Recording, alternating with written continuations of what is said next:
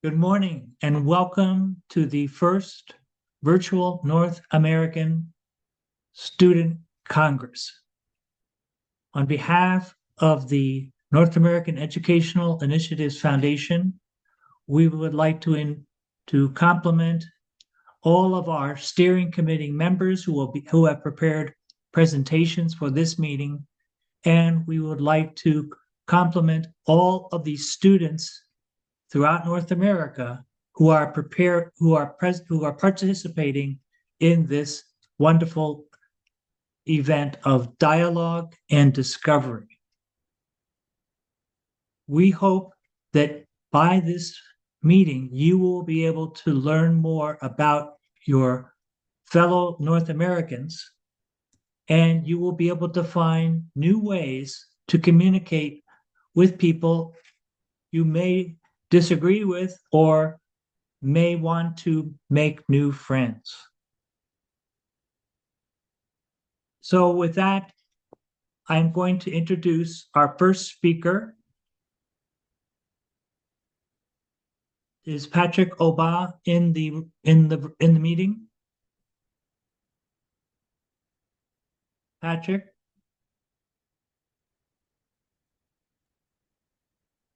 I believe he is not yet. Okay, so is Moritz in the meeting?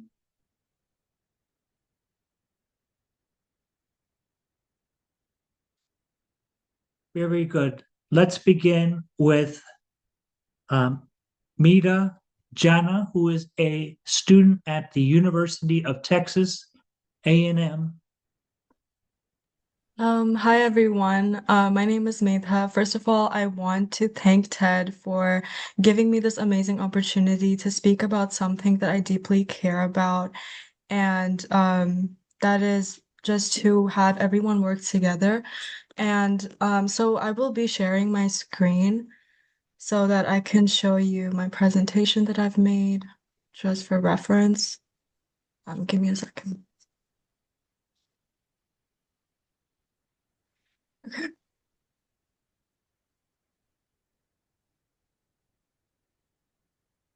Is my screen visible?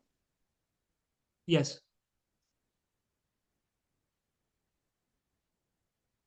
So, so today I'm going to be talking about something very important that I consider one of the main reasons why we cannot make authentic friendships in the status quo. So today I will be talking about the obstacles and also how we can fix these problems and actually seek out authentic friendships. So as a first speaker today, I really want to give you the definition of authentic friendship as defined by Aristotle. So Aristotle had intended authentic friendships to be built upon pure happiness, to make friendships with other people, and to keep self-gain and self-interest out of the picture, to understand the other person's judgment without any kind of criticism, and also to understand their perspectives and worldviews. So people misunderstand friendships to be only based on similarities. And yes, similarities can be extremely beneficial while making friendships, but that is not the only thing. Friendships can arise from differences that can weave us together. Knowing that there are problems with not fitting in, standing out in society, even if cultures, religions, races are different, we all have problems that we can relate to, and that is a ground for authentic friendships. So, just like everything good in this world, authentic friendship does not come without obstacles. We as humans need to find the best ways to navigate through these obstacles to form genuine connections with people that are different from us so that we can instill real change, right? So, the three main obstacles to authentic friendships that I discovered in the status quo while researching this are polarization, distrust, and self-interest. And I did see these obstacles come up a lot in my friendships and my interactions with people as well, which makes it so blaringly obvious that this is something that we need to change. So first talking about polarization.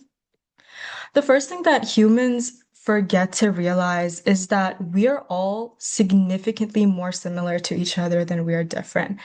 At the end of the day, despite differences in upbringing, culture, race, value systems, and even worldviews, at the end of the day, we're all human beings that more or less care about the same things. We have people we love, we have families that we need to provide for, we have things that we're fighting for together as a society, right? And that is something that I think people do forget in our day-to-day lives. So we overcomplicate connections, and somewhere we can actually see this is religion, right? This is just an example. Um, like religious people following a particular religion might be confused if another person following a different religion is on their side. But obviously, there are differences, right? The way they dress, the God they worship, how they call God, if they go to a mosque, a temple, a church. But if you take all of these blaringly obvious differences out of the picture, the main concept of all of these religions is to be a good person, to seek out the good in everyone, and to live for God. And we're just doing it in different ways in all of these religions. So that's why we overcomplicate connections, because we only see the differences first instead of the similarities. And that is something that we need to change. There's also a contemporary problem with polarization. Like, of course, there's religion and like these opposite worldviews conflicting, but something that I've also seen, especially in like a academic setting, is how we consume media, right, in the status quo. So here I want to take political difference, for example. Like our social media shows us what we want to see so much more than what other people want us to see, right? For example, it shows us media based on our algorithm. So if you interact with news that you want to see, that's what social media is going to show you. That's what social media will keep showing you and not show you another perspective. That same goes for any other ideology, right? And the lack of exploration of these perspectives is a damaging rhetoric. It spreads a damaging message that your worldview is the only worldview, which is completely false. And the most widely observed polarization that I've noticed happening was at Turning Point USA. It's a political organization that me and my friend attended just to understand the other perspective that we weren't exposed to growing up. And immediately I noticed so many differences. Whenever we talked about issues, I noticed that my perspective is so much more different than theirs, because I realized that my worldview is so much influenced from the media I consume, and the same goes for them. So basically, the big takeaway from all of this that me and my friend realized is that the most dangerous form of blindness is thinking your view is the only worldview, and that is false. So to make authentic friendships, to make genuine connections with people, we need to start understanding other people's perspective.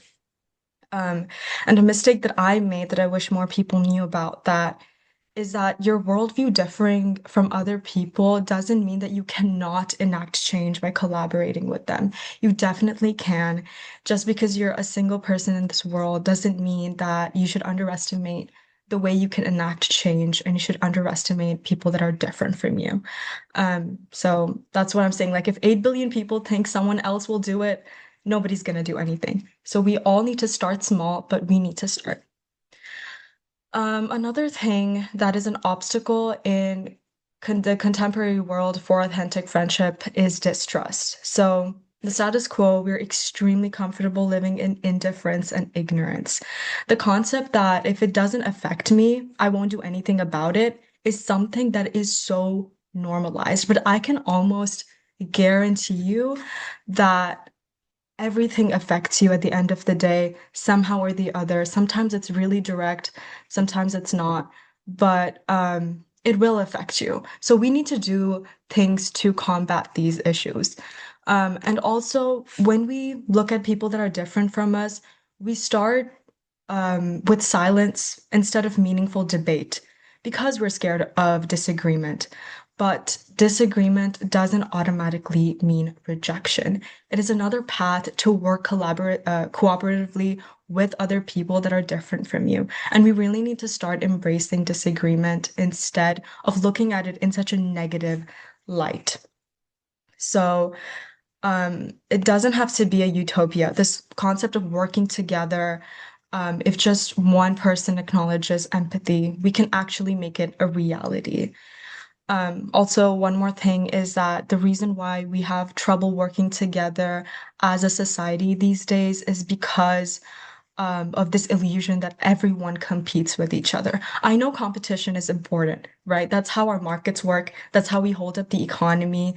That's how we got into college. That's how we're going to get jobs. However, competition is, it actually does spread a damaging rhetoric because ever since we were born, we've been taught to compete. However, at the end of the day, when you look past the competition, we're all in the same boat here. We fight against the same oppressors, the same evils, and we're trying to make society better for all of us. So that is something that we also need to consider, even though competition is important, right? So I want to talk about self-interest. Just real quick, I just feel like self-interest has always prevented us from making meaningful connections when it comes to interacting with other cultures, right? So, like rights and cultural heritage has been taken away from so many groups throughout history, and it should become considered and compassionate because it's always easy to put your self-interest over another person's heritage and culture and assume that that is the best way to go about it until you are affected, right? That's exactly where we went wrong with all of these inquisitions throughout history. Um, because in all of these cases, the conqueror thought that it was the best option to just care about their own economy and their own country, but that is not the way to make authentic friendships. For example, in the 15th century, indigenous American lands were conquered by European powers, and the failure of putting aside self-interest led to forgotten culture, I would say, just like honoring the ancestors or understanding the concept of souls transferring. These important things were lost, right? And the country where I'm from, India, in the 1600s, the British East India Company used imperialism and extracted so many resources. But I just feel like if we worked together and embraced each other's culture, the benefit would outweigh so much more than what we have today. Same with Palestine. We all know what's going on, and it's really sad. Like, we've seen the rise in casualties, we've seen the rise in deaths, and it's really sad to see. But all of this is governed by self-interest, and it's really affecting our capability to make authentic friendships. But there's still hope. We still can make authentic friendships in the status quo, and we really do have many incentives to do so. I want to explore all of these in three ways. So, first is a personal account of multiple religions in my household. I grew up in two different religions, right? So, my mother family is Muslim and my father's family is Hindu. It's also multicultural because they're from different countries. However, despite these differences, I saw the sacrifice of self-interest that both of these parties made to raise us as kind of citizens of the world, not of a particular country, but to actually embrace everyone for who they are. Self-interest should always be made a second priority when seeking authentic friendship.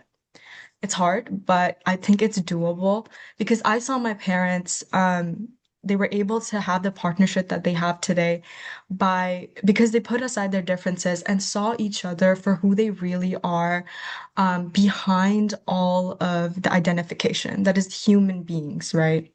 So the same applies to everything, friendships, collaborations in the workplace, personal life, and so on. Um, Nita, yes. this is Ted. You have 1 minute. Thank Okay. you. It's Thank going you. very well. Thank you. So really quick, I just want to talk about the ninth essay as well. This was from the De las Casas essays, and basically it was talking about volunteerism and compassion, and knowing that the person that you're trying to help, he is just like me. His suffering is mine, his relief is mine, and we can also consider this while making authentic friendships. And then I told you again that we need to start looking into indigenous cultures and make connections cross-culturally instead of looking at the differences. So, to conclude things up, this presentation or this conference really actually helped me understand how I can implement authentic friendships in my life and how that can benefit making change and enacting change in this world that we live in. And despite differences in culture, religion, and race, we can obviously look for similarities, and doing so and using the authentic friendship that Aristotle described, we can actually start seeing real change and change a utopia of a world where people work together. Thank you so much. That was a wonderful talk, wonderful slideshow. And Mita, we really appreciate it. Can you please send in your questions for Mita? We'll have a couple minutes for questions and answers. Maria Lomeli, did you want to send in a question to Mita? I can read it out if that's okay. Good. Okay, Mithas is very nice, but I believe friendship is not about changes. It's about respect and understanding each other. And exactly, that's what I explored through my presentation. I believe that sacrifice is necessary, but it shouldn't come at the cost of change. As I mentioned, when you're looking at people with different cultures, you need to start embracing their perspective instead of debating with them, instead of trying to enact change onto their lives. It's important to just listen. Very good. Mita, Maria, do you have a response to that? Feel free to type in the chat. I think there's one in the Q&A section, or a couple in there for her. Okay, how could distrust possibly manifest in friendships and personal relationships? That is definitely something that I want to talk about because even in friendships and personal relationships, just with the possibility that your ideologies are different, that can impact how much you trust the person. But there is an incentive, obviously. We need to start listening. Again, change is like you cannot change people, you can't change their culture. That is disrespectful.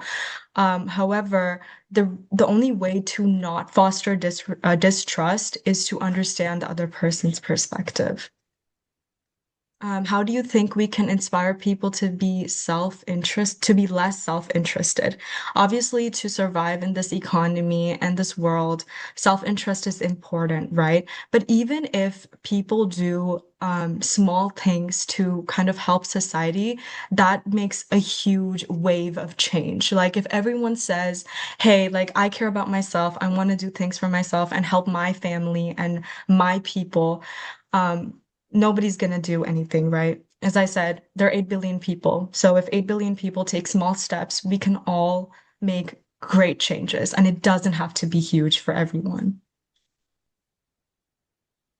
Thank you so much, Mita. Now we are going to hear from Patrick Oba. Now he's going to speak about the case for natural law.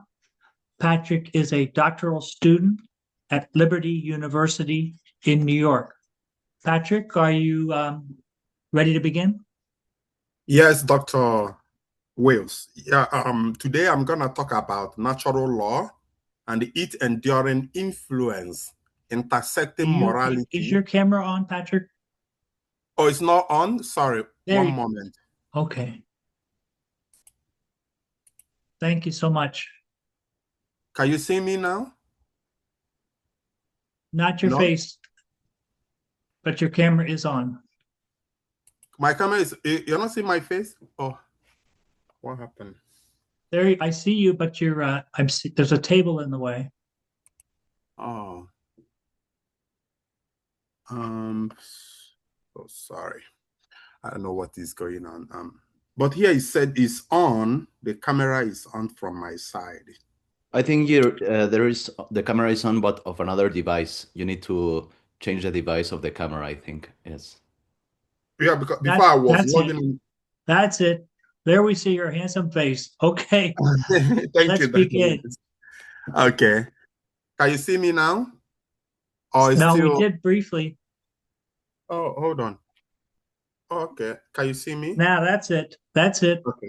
Yeah, okay. So thank you.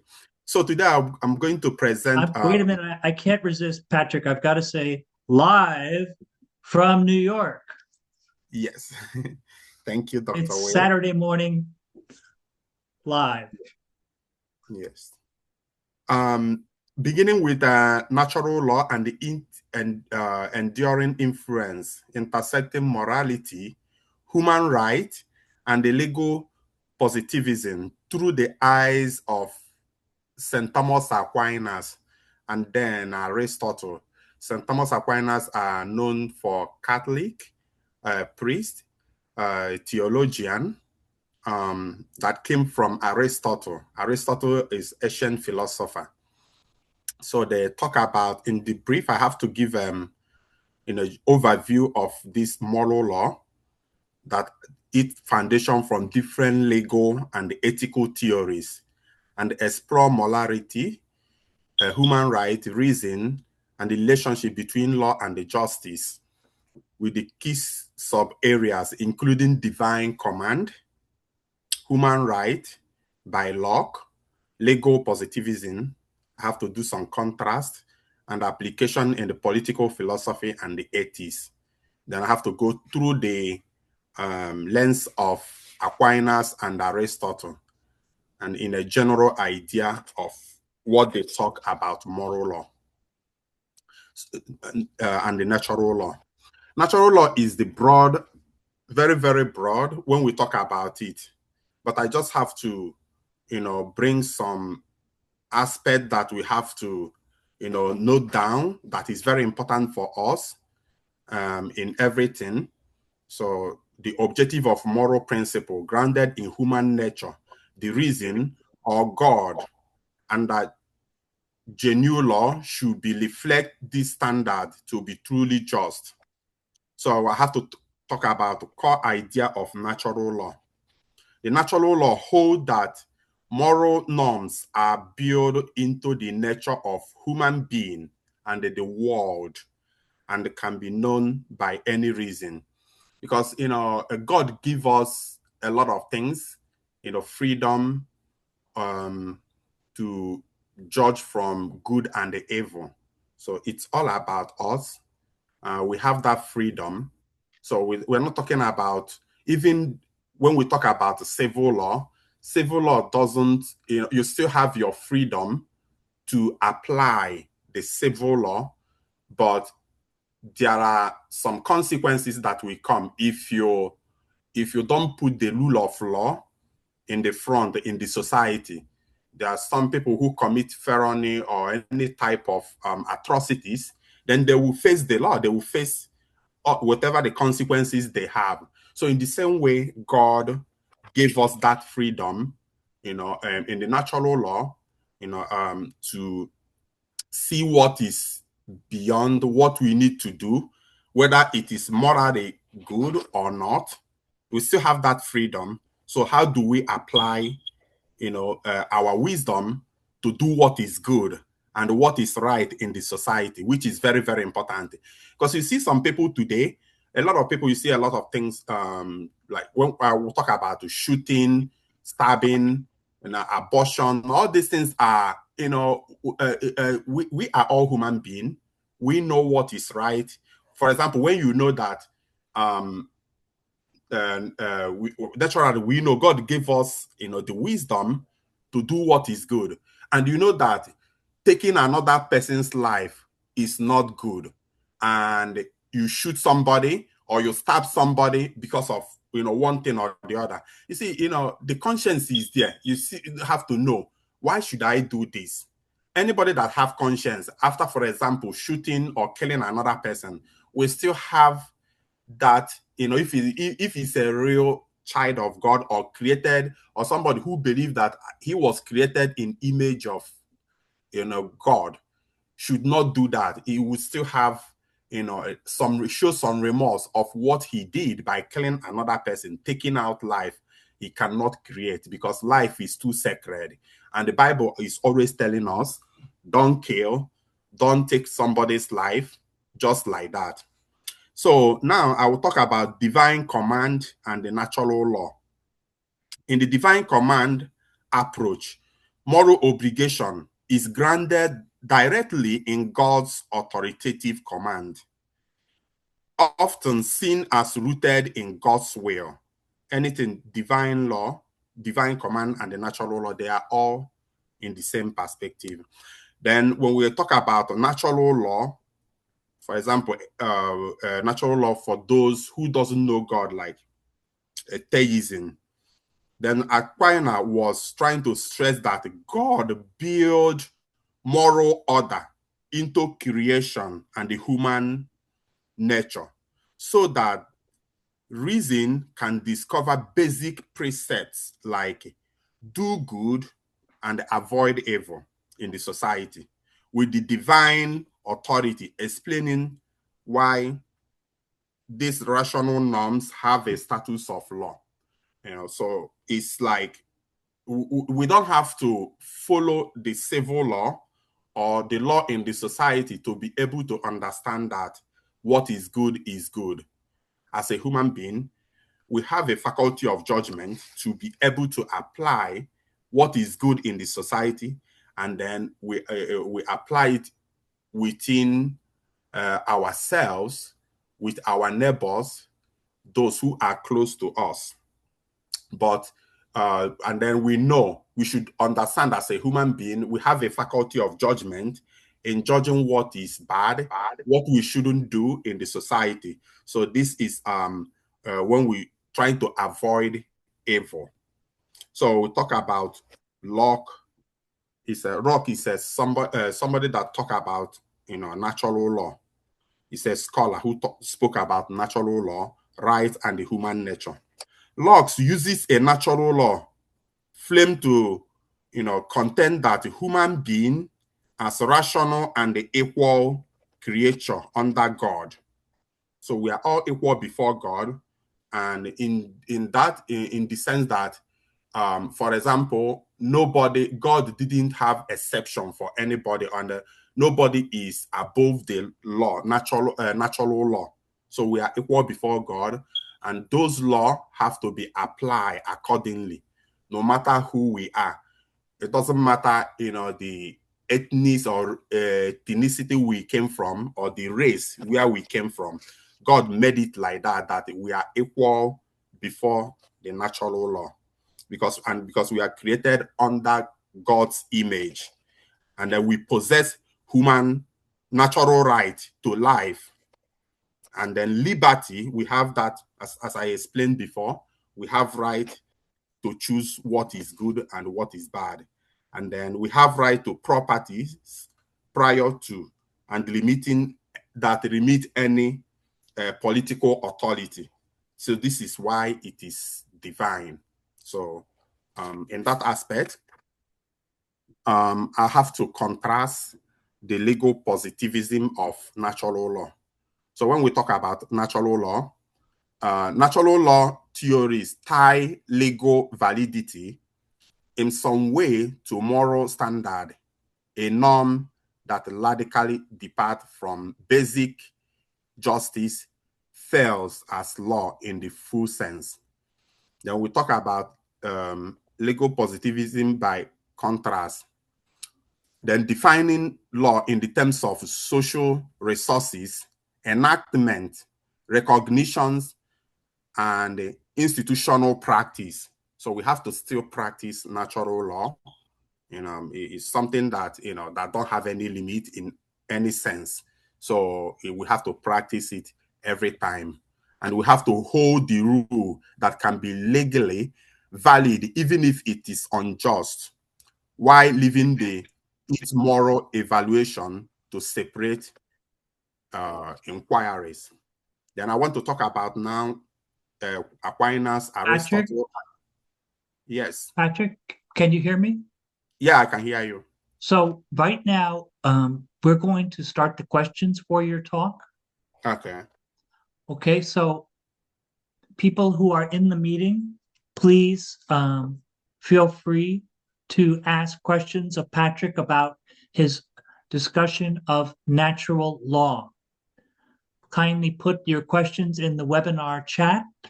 Patrick, you can see the chat, can you? Yeah, I can see the chat here. Yes. Okay, and please be prepared to Mhm. answer any questions we might have in the chat. Okay. Any question you can ask, any question you have about natural law.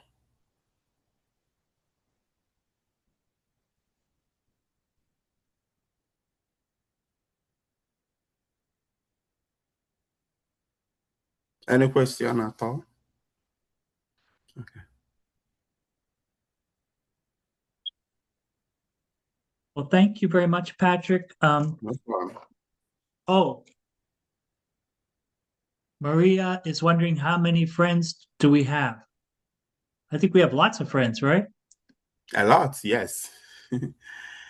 So, Maria, can you rephrase your question, like when you asked about how many friends I have? You mean? We need to go now to the next speaker. Okay. And the next speaker is John Lorenzo Talamisan in the room? John, are you here? I think there is a question that came up from somebody background. There are a few questions. Okay. Look, Frederick has a question for you. Yeah, somebody asked about Hello? what is my opinion on the same-sex couple. Can I answer anything? Yes. Okay. So I will, in terms of same-sex couple issue, is because people always think that that being homosexual is bad. So I am not worthy to judge anybody. But what is there is that I don't think like being gay is a lifestyle, or being homosexual. So it's something that is inborn, and there is no reason people can deprive another people's right on whatever he wants to do. So allowing people do whatever they feel like doing that will make them happiness is most important than depriving people's right. So it's left between them and the God. It's judge that is going to judge everyone. If they think like, okay, so if I settle with a fellow man or a fellow woman is right thing, he can go ahead and do so. So I don't think like depriving people or criminalizing same-sex couple or anything like that is good. It's not good. You have to allow people to choose whatever they need. They have conscience. They know what is wrong and what is right. So that is what I have for this question. So Thank you, Patrick. Now we would like to hear from John Talamisan. John Yes. is a high school student in California. That John is in our meeting. Yes. He is going to talk about human dignity as it relates to the drug war in Philippines, where he is from. So, John, can you just fix your screen so that we see more of you? Oh, sorry. That's perfect. That's good. A little bit more. Up. Excellent. And you have the floor, John, for 7 minutes. No, 10 minutes. Go ahead. All right. So, good day. I'll be discussing the Philippine drug war, a controversial campaign launched in 2016 under President Rodrigo Duterte to combat illegal drugs, particularly methamphetamine, locally known as shabu. The government justified the drug war as a necessary response to rising crime, addiction, and corruption. President Duterte argued that drugs threatened the national security and public safety, and he promised that to eliminate the drug problem quickly through aggressive law enforcement. Under this campaign, police were encouraged to conduct anti-drugs operations and citizens were urged to report suspected drug users or dealers. Thousands of suspects were killed during police raids, many under the claim that they fought back. A narrative commonly referred to as nanlaban. However, the drug war quickly became internationally controversial. Human rights organizations, including the Amnesty International and Human Rights Watch, reported widespread abuses, including extrajudicial killings, lack of due process, and the targeting of poor communities. Critics argued that many victims were never proven guilty in court. Supporters of the drug war claim it reduced street crime and drug activity, and they emphasized the government's responsibility to protect law-abiding citizens. Opponents argue that the campaign weakened the rule of law and normalized violence as a solution to social problems. In response to global pressure, investigations were later initiated by international bodies, including the International Criminal Court, to examine whether the crimes against humanity were committed. In conclusion, the Philippine drug war remains a deeply divisive issue. It highlights the tension between the public safety and human rights, raising an important question. Can order be achieved without sacrificing justice? Thank you. Thank you. That's all. John, that was a very good presentation. And I have taught all levels of school, and I am extremely impressed by your work. And so we now have time for 3 minutes of questions for John about human dignity as he relates it concerning the war on drugs in the Philippines.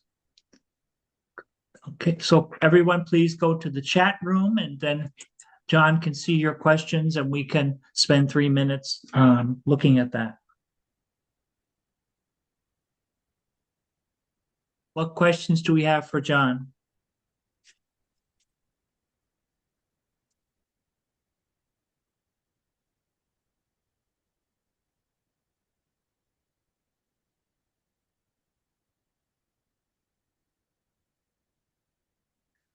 That's a good question.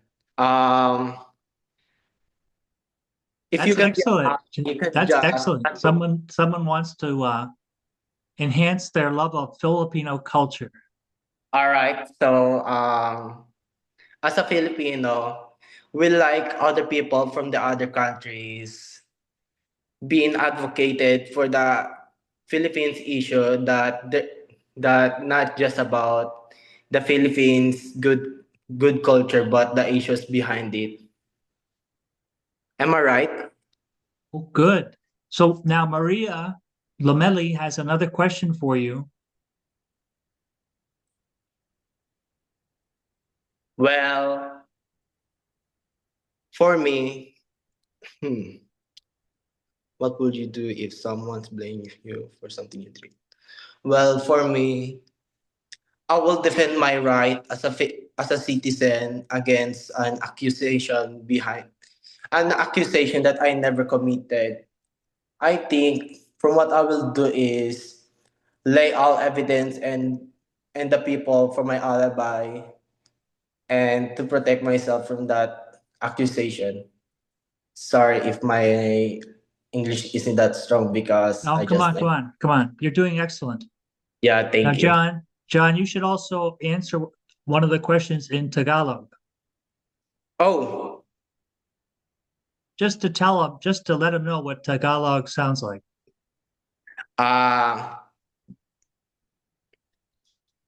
Hmm.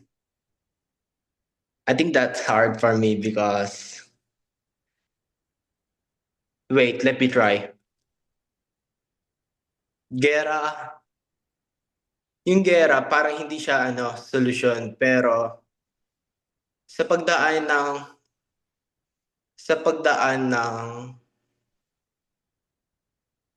sa pagdaan ng pag-silence, anong magagawa ko kung sa Very good. oh, sorry, I was just reading. Gera ay hindi siya solusyon. Pero pag may pagdaan na pag-force ng silence, ano magagawa ko pag may ginawa? Ano magagawa ko pag may nang sumbong sa akin na hindi ko naman ginawa? That's my translation for Maria Lomeni's question. Well, look at what Oluwatoni has said, how beautiful it is. They want to learn it. So now we're going to go to our next speaker. Thank you, John. Thank you, thank you. And is Cosette Song in the room in the Congress? Then let us go to Moritz Acosta, who is a student leader at Harvard University. I think Cosette said in the chat that she is here. She is here. Yes. Cosette?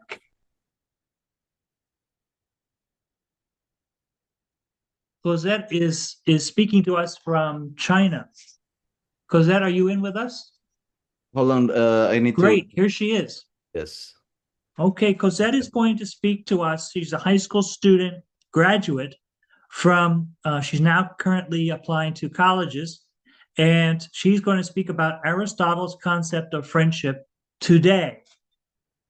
So, Cosette, you may please begin, and we're eager to hear your Hello? presentation. Hello? Yes, Cosette. Hello? Can you hear me? Yes. Hi, Yes. Hi. thank you. Yeah. Hi, everyone. It's an honor to be here today. I want to express my deepest gratitude to Mr. Ted Wills for recommending me to speak here. When people talk about friendship, they really imagine comfort, people who make us feel understood, relaxed, and safe. But the most important friendships in my life didn't begin with comfort. They began with responsibility. I learned that friendship is not only about, sorry. I learned that friendship, but the most important friendships in my life didn't begin with comfort. They began with responsibility. I learned that friendship is not only about who listens to you, but about who stays when things become difficult, uncertain, or painful. For me, this lesson started with the person I once saw as the strongest, most serious figure in my life, my father. I grew up in a family where illness was not theoretical. When I was in ninth grade, my father was diagnosed with tuberculosis. Later, he developed lung cancer. As a child, my dad always seemed so serious and larger than life. He was an amazing traditional Chinese medicine practitioner who had saved so many lives. Neighbors, strangers, even people from far away would come for him to help. That's why he seemed so larger than life to me, like someone could fix anything but never needed fixing himself. I thought he was someone I could only look up to, not truly talk to. A figure of greatness, but not of vulnerability. But when he got sick, something shifted.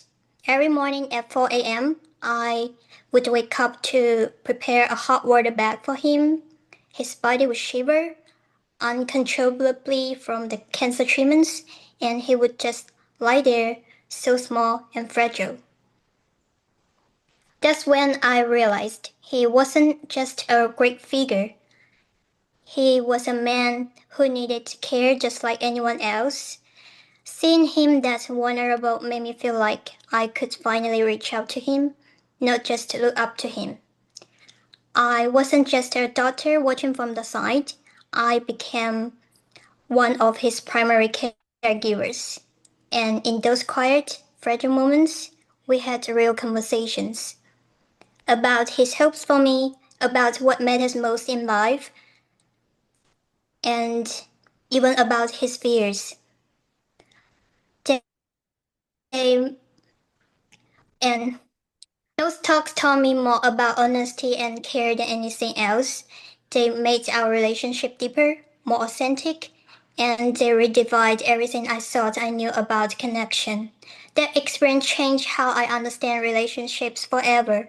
Because when someone's life is fragile, conversation becomes different.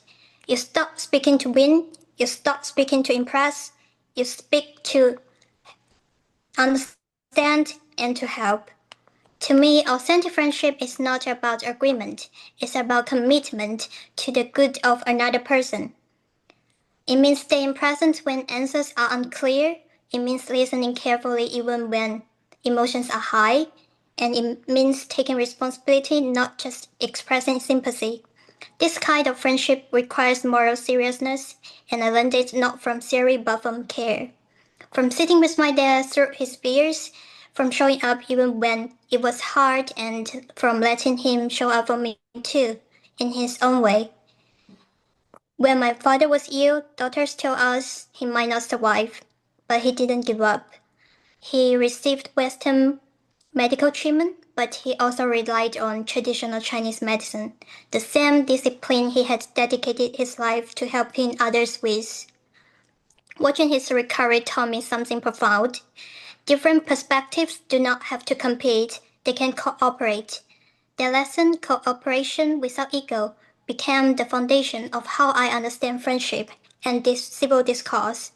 But more than that, those moments with my dad made me realize that everyone, no matter how strong or composed they seem on the outside, has fears and softness inside, especially when facing illness. Later, during COVID, I helped run our family clinic. I worked with patients who were afraid, isolated, and mistrustful. Some had opposing beliefs, some were skeptical of medicine entirely, but I carried the lesson from my dad with me. Before seeing opponents, I see people first. I learned quickly that you cannot help people if you dismiss them. Healing requires dialogue, and dialogue requires respect, even when views differ. Friendship, in this sense, is not sentimental. It is disciplined care for another human being. It is recognizing that beneath every opinion, every defense mechanism, there is a person with fears, hopes, and a need to be seen. Today, we face serious obstacles to authentic friendship. We avoid discomfort. We mistake conversation with judgment. But in medicine, and in life, avoidance doesn't heal. Care does. Friendship requires courage, the courage to listen, the courage to disagree respectfully, and the courage to stay. It requires us to choose people over pride, to see humanity over differences. My experiences taught me that friendship is not weakened by responsibility, it is strengthened by it. When people are willing to carry responsibility for one another, trust grows. When trust grows, real dialogue becomes possible. That is how families survive, that is how community heals, and that is how civil discourse begins. Authentic friendship is not automatic, it is chosen. It is built through responsibility, honesty, and care, especially when life is difficult. I learned this first as a daughter, then as a caregiver, and now as someone who hopes to serve others through medicine. As someone pursuing this as a lifelong career, if I want to hold fast to that truth. Before seeing patients, I see people first. If we can practice friendship this way seriously and compassionately, we don't just improve conversations, we improve lives. Thank you. Cosette, thank you so much. That was a remarkable testimony about your life, your family, and your research on authentic friendship based on Aristotle's writings. I know Cosette because she applied to Dartmouth and I was a volunteer interviewer for her, and became extremely impressed by her life story. And so, do we have any questions for Cosette about the topics she was covering? Friendship, life challenges. How do you deal with, sick friends or sick family members?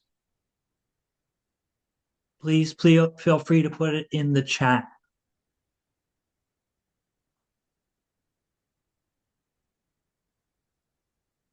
Maria has said, being with our family is the best way to understand friendship. It starts there. Fatima Diaby writes to us, how can people learn to be responsible in friendships? Cosette, what do you think?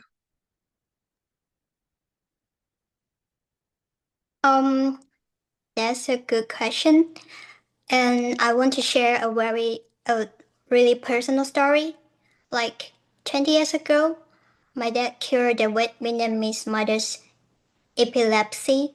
So when her son developed the same illness, she brought him to our clinic. At first, I approached it as a routine case, but I soon saw her deep guilty. He felt responsible for her son, and that moment hit me. It was just like when my dad was sick. So I think the way we to learn to be responsible is kind of like we're sharing the same feelings. I don't know if that was right. Wonderful. Any other questions for Cosette about her topic? Very good. Oh, here Ricardo Meneses is asking for any books or readings about fragility and friendship. Cosette, do you have any suggestions? I don't know how to say that in English, but I know that was a saying that is from, it's called For You a Thousand Times. I can't remember the name. So sorry for that. That's I only okay. know the Chinese version. That's all right. And notice Sofia Cortez Regalado has written, she really likes your talk, Cosette. Thank you, thank you. Cosette, your English is outstanding. Okay, and it's remarkable that you are with us. I don't know what time of the day it is for you. What time is it for you? It's like 2 a.m. here. 2 a.m. in the morning. So she's she's making a great contribution to us, and you're wide awake. Thank you so much for being with us. Our next talk is as I previously mentioned, from Moritz Acosta at Harvard University. He's a student leader there, and also he's created a high school leadership forum. And he's going to speak to us about a Jesuit writer, Reverend John Courtney Murray, who wrote extensively about the importance of civil discourse. Thank you very much, Moritz. Thank you, Ted. Ricardo, I need you to turn on my camera, please. It's been disabled.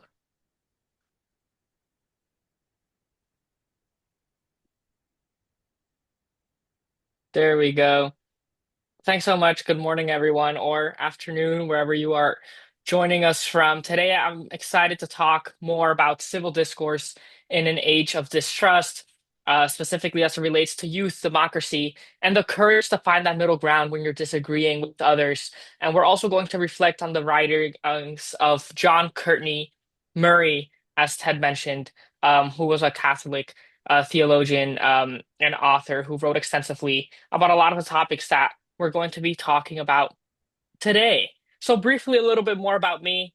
As I mentioned, I'm a freshman at Harvard College studying government. My parents are Cuban. I was born in the Netherlands, and I've been living in Miami for the past 10 years, where I served as the elected student representative to the school board of Miami-Dade County Public Schools. And I launched something called Virtutum Populo, which means power to the people in Latin, and is Miami's largest 501c3 nonprofit organization led by students working to promote civic engagement and civil discourse all across South Florida. So, to get started and put us into perspective as to what I would call a civic discourse crisis, is what our country is facing. Just to put that into perspective, I want to share some statistics from the latest findings. The Harvard Youth Poll. The Harvard Youth Poll is the largest and most prestigious poll of young Americans aged 18 through 29. And this year, we found that only 35% of young Americans believe that people with opposing views want what's best for the country.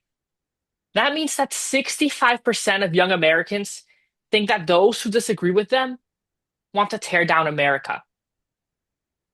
Let's let that sink in. How dangerous is that when we try to take those who disagree with us and paint them as the enemy? We're actively backsliding the civil discourse that should be promoting democracy. Some other facts: 33% of young Americans agree that people make them feel judged when they share their political views. How are we supposed to engage in productive conversations about the issues facing our world and our nation when young people feel scared to share how they feel? When we single out Republicans alone, it goes up to 49%. 49% of young Republicans feel judged when they share their political views in public. Another fact: 64% of young Americans describe the United States today as a democracy that has either failed or is in trouble. Folks, we are facing an attack on all fronts, an attack about public trust in the media, about public trust in one another, about public trust in our leaders. And I'm sorry to say that our leaders have failed us. When you turn on the TV, and I encourage all of you guys to do this, I would pull up a presidential debate from 2020, 2024, 2016, and compare that to a presidential debate from, let's say, 1980, 1984, 1988. The difference is astonishing. It's totally astonishing the way our leaders choose to talk to one another.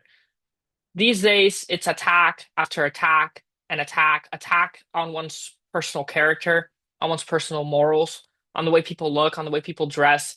That's not how we should be engaging with one another, especially when it deals with how we're engaging to solve these very real and important issues that are affecting millions and millions of Americans and millions of people around the world.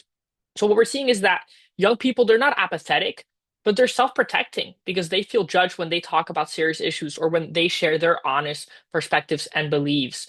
Political conversation now feels socially dangerous. And especially in the age of social media is training us to assume bad faith, to attack before listening.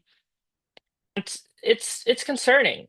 Our political culture is increasingly punishing people for refusing to dehumanize the other side. We elect leaders who attack the most, who speak the loudest, instead of those who try to bring people together and unite different folks who may have different beliefs within a common ground. So now when we talk about Sir John Courtney Murray, like I said, a Catholic theologian who I was asked to discuss his writings a little bit, and he wrote a book, very famous book, called We Hold These Truths. And in this book, Murray argues that democracy depends on a shared moral commitment. Civil discourse is not optional, it's a moral obligation. Murray's key idea was that in a pluralistic society, citizens must engage in disagreements, and it only works if citizens believe that the disagreement is legitimate, not dangerous. So we really need to take into perspective what this gentleman wrote decades ago. And we need to understand that he wrote this before social media, before the age of mass consumption. But his insight is more relevant now than ever before because we're seeing social media algorithms continue to drive this polarizing view of politics in our country. Your algorithm will feed you content that tends to divide, and our politicians know this. This is why we see several members of Congress purposely act different on and off camera. When they are on camera, they will say outrageous things because that's what the media covers. That's what will end up on your social media feeds, and that's what keeps them in the circle of attention. And when the cameras are off, they're completely different people. So why is that happening? It's because of the way society is rewarding polarizing behavior, is rewarding a lack of civil discourse. But despite all of this, all these pessimistic facts I've shared, I'm still hopeful. I'm still hopeful because I think that Murray is reminding us that democracy doesn't collapse first at the ballot box, it collapses in conversations. And if we go back to Murray's teaching and we apply his lessons to today, and we as young people start to lead that change, I'm really hopeful that we can transform the way that we talk politics in our country and in the world. And I talk from personal experience. For the past 4 years, like I told you guys, I've been leading an organization that brings together politicians from both sides to help students get civically engaged and to help students learn about their government.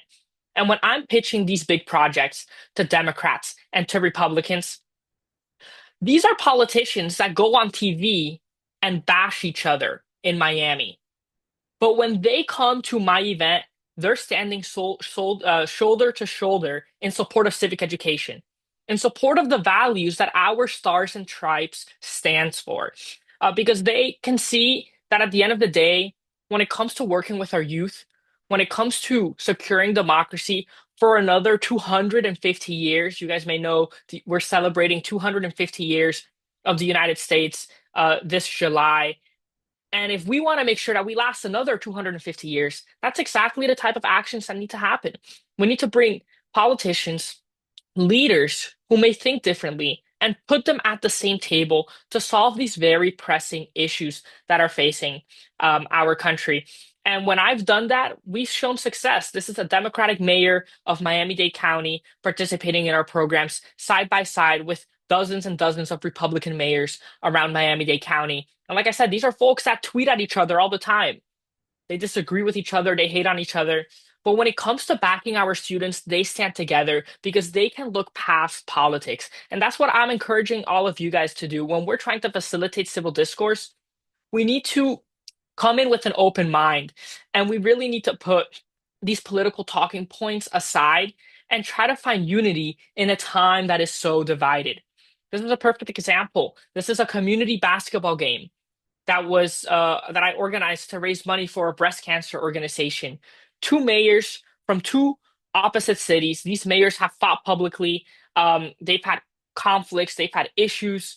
But when it was time to serve the community, they came together for a friendly game of basketball, and they were able to iron out their differences, talk about what matters, and raise money for breast cancer. Because that's what one needs to do when it's time to put your money where your mouth is and it's time to take real action.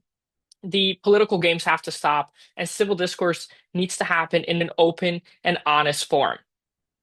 And look at what we've accomplished here in Miami-Dade. We've raised $100,000 from over 40 different elected officials from both parties, and we've been able to reach 5,000 students and put them in positions where they can learn about what it means to be an active citizen of this great democracy. And that's what's important. And I want to share this quote from FDR. He once said, "Democracy cannot succeed unless those who express their choice are prepared to choose wisely. The real safeguard of democracy, therefore, is education." Let's reflect on that. Democracy cannot succeed unless those who express their choice are prepared to choose wisely. If our citizens are not educated on the issues that are facing our nation, we cannot expect them to make eloquent and right decisions at the ballot box. And therefore, it starts with education. But civil discourse is education. And I think our founding fathers knew that when they wrote our Constitution all those years ago, because we see the First Amendment clearly has a dual purpose. Yes, it allows people to criticize their government, but it also ensures that people can freely discuss with one another. And we need to think about how powerful that was all those years ago when we think about things like Thomas Paine's Common Sense pamphlet, which convinced dozens and dozens of colonists to unite against the Brits. Back then, these civil discourses were happening. I know I'm out of time. Looking forward to having questions. Please feel free to reach out to me. And I'm confident that together we can make this difference for our world and we can unite people from different political perspectives behind those issues that matter most. Thanks. Moritz, thank you so much. That is an excellent slide presentation. Wonderful to hear about everything you are doing, so innovative and impressive, both in Florida and I imagine on campus at Harvard. It's very good that you have shared your contact information after the Congress. If any of the speakers or participants wants to share their contact information with the participants, we'd be happy to do so among the participants. Now, what questions do we have in the group for Moritz concerning his topic of Reverend Murray and civil discourse? Please write them in the chat. Yeah, thanks, Ted. I see a question in the chat from Oluwatoni who asks, who do you think is responsible for the degeneration of civil discourse in our country? I think that's a great question because we want to focus on the subject. Who do you think is responsible?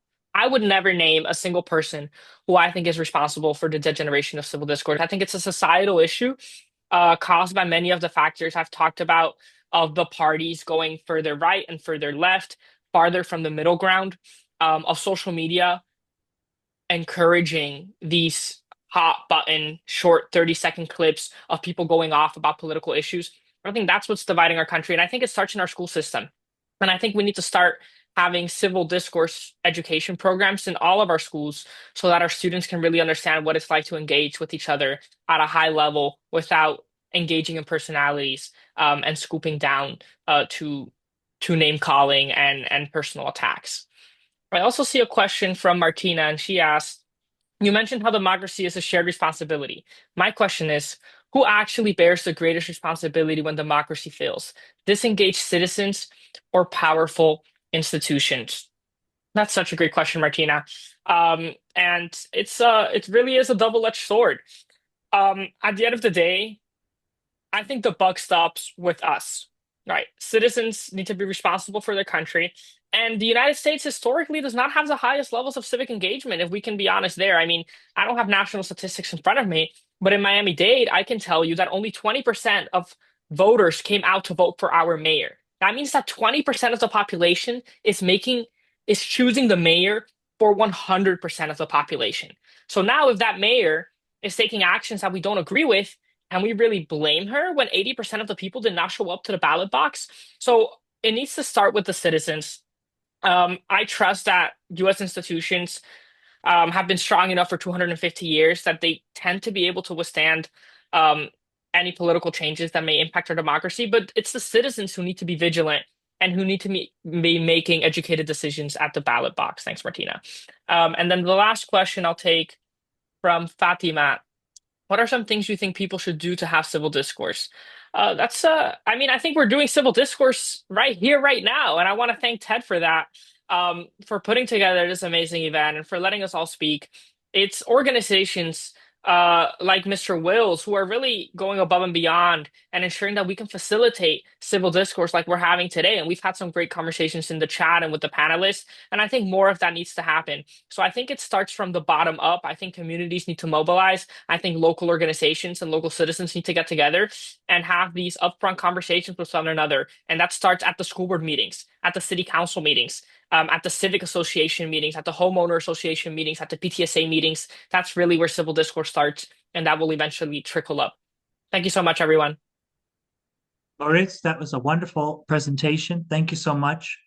We greatly appreciate your experiences and your insights.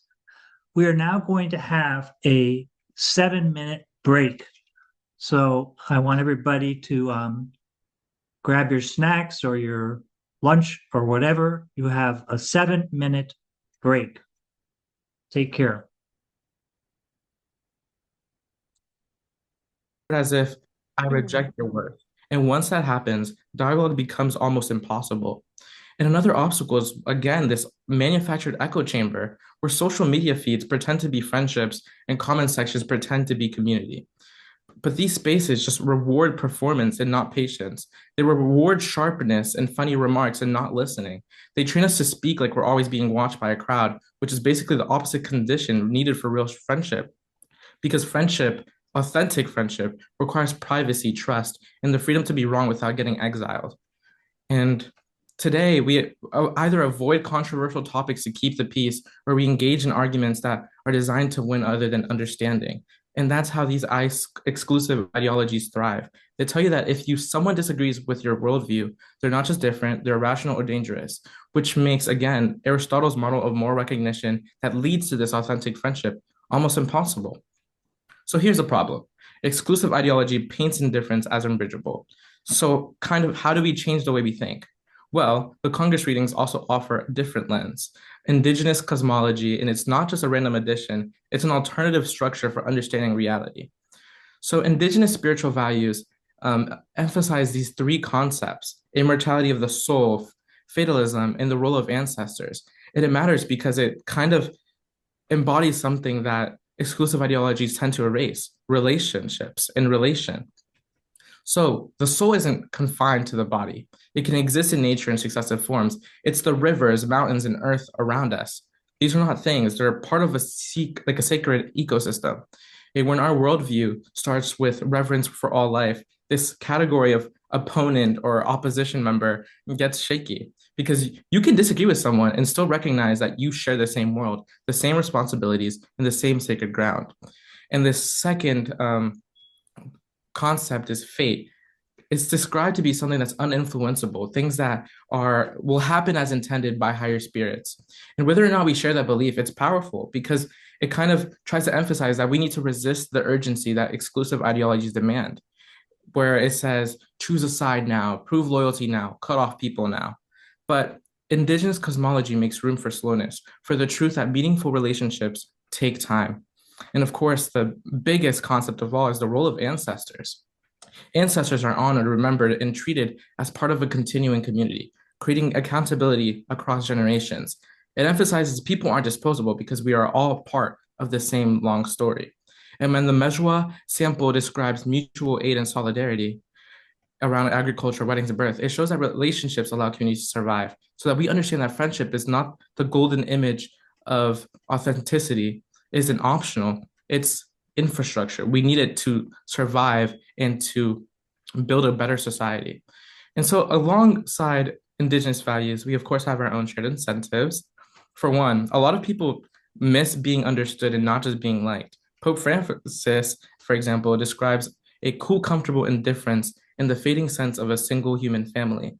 A lot of us are surrounded by noise and affiliations, but we're starving for closeness.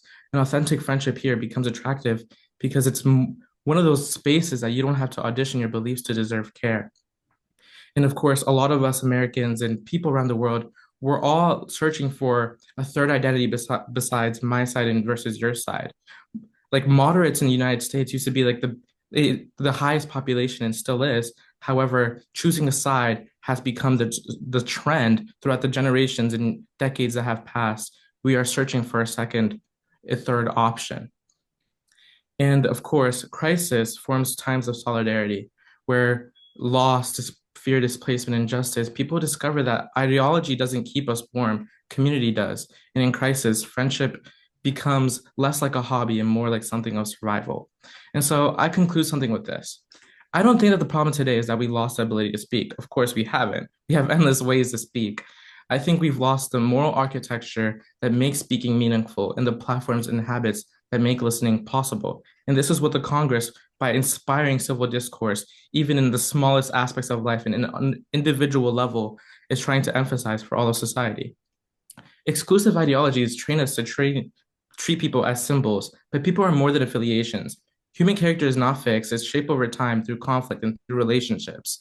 And in Aristotle's sense, It's rare because it costs time, trust, and moral seriousness. And exclusive ideologies undermine that kind of friendship because it creates something that they cannot control, a relationship where the other side becomes a person, not a tool for division. And indigenous cosmology and the very idea of perfect friendship both point to the same truth. The difference is bridgeable when we treat relationships as sacred and time as necessary. So if civil discourse feels impossible, maybe the more radical idea is this: friendship itself can become a form of civil discourse, a place where difference doesn't have to mean distance. And I'll end on the line that I keep coming back to, which is that exclusive ideologies promise belonging, but they often purchased it by demanding enemies. Authentic friendship is slower and harder, but it gives us something better, a way to live with difference without losing each other. And this in total will create a better society that we all want to live in and thrive in. Thank you. That was a very moving presentation. At the same time, you're going across the whole, what was it called? The Pangea, the gigantic landmass of the different of the early world, and you're going from the indigenous values. You're going to the Greco-Roman values. You're touching on the Rome. You're touching on Jerusalem and its values with the Christian sources, and you're also touching secular ideals. So you really brought it together beautifully, and I think in a very moving way. About the solution comes to friendship and valuing the other person. Do we have some questions for Vincent on his excellent presentation? Oh, so I see a question from Sofia Cortez Regalado, and it's asking, what concrete habits or practices have helped you personally disagree without dehumanizing others, especially online? My concrete habits and practices, essentially reading those statements and trying to understand what side they're coming from, what information that they have, and kind of how they reach this conclusion. Like, I never want to make someone else's choice for them. I don't want to push them to believe something and have the same conclusion as I do. But I want them to have access to resources and evidence that kind of allows them to create their own nuance of what is happening, their own nuance of like where they have gotten their information, kind of understand why they think that way. And especially online, like, I think it's harder because we can kind of picture them as someone else. Like, it's just a digital entity rather than someone in front of us. But I think if we just stop and think about what is the purpose of my message and how am I doing that? Like, how am I serving that goal? Then it kind of stops us and let us not further damage, but kind of inspire like civil discourse and actual like friendship. Thank you. And another, yes. Oh, like the second question from Maria. Yes. Go ahead. She is asking, when I was a permanent resident in California, a non-immigrant from Guatemala thought I was attacking them. I believe they were misunderstanding the law. What would you say to them? Honestly, I was so sad about it. Yeah, I think that question would require like, more background information for me to understand. But it's kind of, again, starting from that baseline that I don't mean to argue with you. I don't want to like make this a relationship where I'm just against you. Like, I'm just want to have a conversation, inspire dialogue with you, and sit down and understand your side while still letting you understand mine. And that's really it. Excellent. We're now going to hear from Frederick J. Woodward, who is a student at Hillsdale College. He is going to talk about the Oxford cultural historian Christopher Dawson and his beliefs and arguments for the value of civil discourse. Frederick? Well, thank you, Ted. Can you all hear me all right? Can we get his screen? Excellent. Is the presentation coming through okay? I see the screen. What about Frederick's face?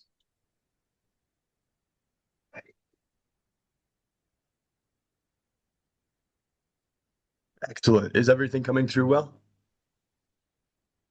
Right. Are you in? Have you got your camera on for you? I do. Can you see me all right?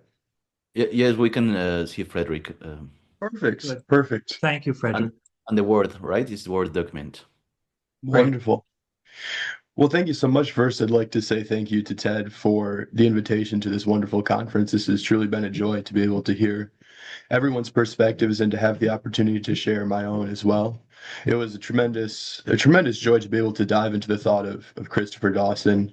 And it's also fortuitous that this presentation is going to be following the excellent presentation by Vincent as well, because Vincent was talking a lot about cosmology, and that's going to be a central focus of this paper as well. It's going to be a different cosmology, but it's going to be a somewhat similar framework that we're going to be discussing here.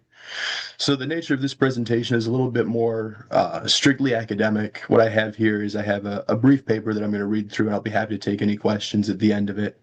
And let me first begin by reading the title. I'll follow that by the premise and then dive into the abstract and the body of the work itself. The title of the work is Had We But Time to Think, Christopher Dawson and the Religious Basis for a Friendship of North American Cultures. The premise of the work is the relation of Christopher Dawson's thought to the following epigraph: how to coexist and prosper together as friends today, towards the pursuit of a North American civil discourse and friendships. The abstract of the work is as follows. How might cultures exist in a state of mutual friendship? A solution lies deep within the praxis of pre-political thought. It might be surprising to many. The answer to this complex and poignant question is to be found within the depths of religious and cultural experience, which form properly the a priori source of man's identity, and therefore the source of his ability to embark upon friendship, religion, and by extension, culture. Informed by the thought of St. Augustine and St. Thomas Aquinas, the 20th century Oxford historian Christopher Dawson addressed this topic in a lecture to the University of Edinburgh, which became the basis for his seminal work, Religion and Culture. This present paper will examine the thought of Dawson, several related thinkers, as well as primary influences like Augustine and Aquinas, in answering the question, how can North American cultures coexist and prosper together as friends today? The question, or the answer which emerges, is one which will challenge each reader to reconcile himself to a diminished nationalism, a renewed respect for religious expression of culture, and a transcendent and Thomistic view of friendship applied to an international scale.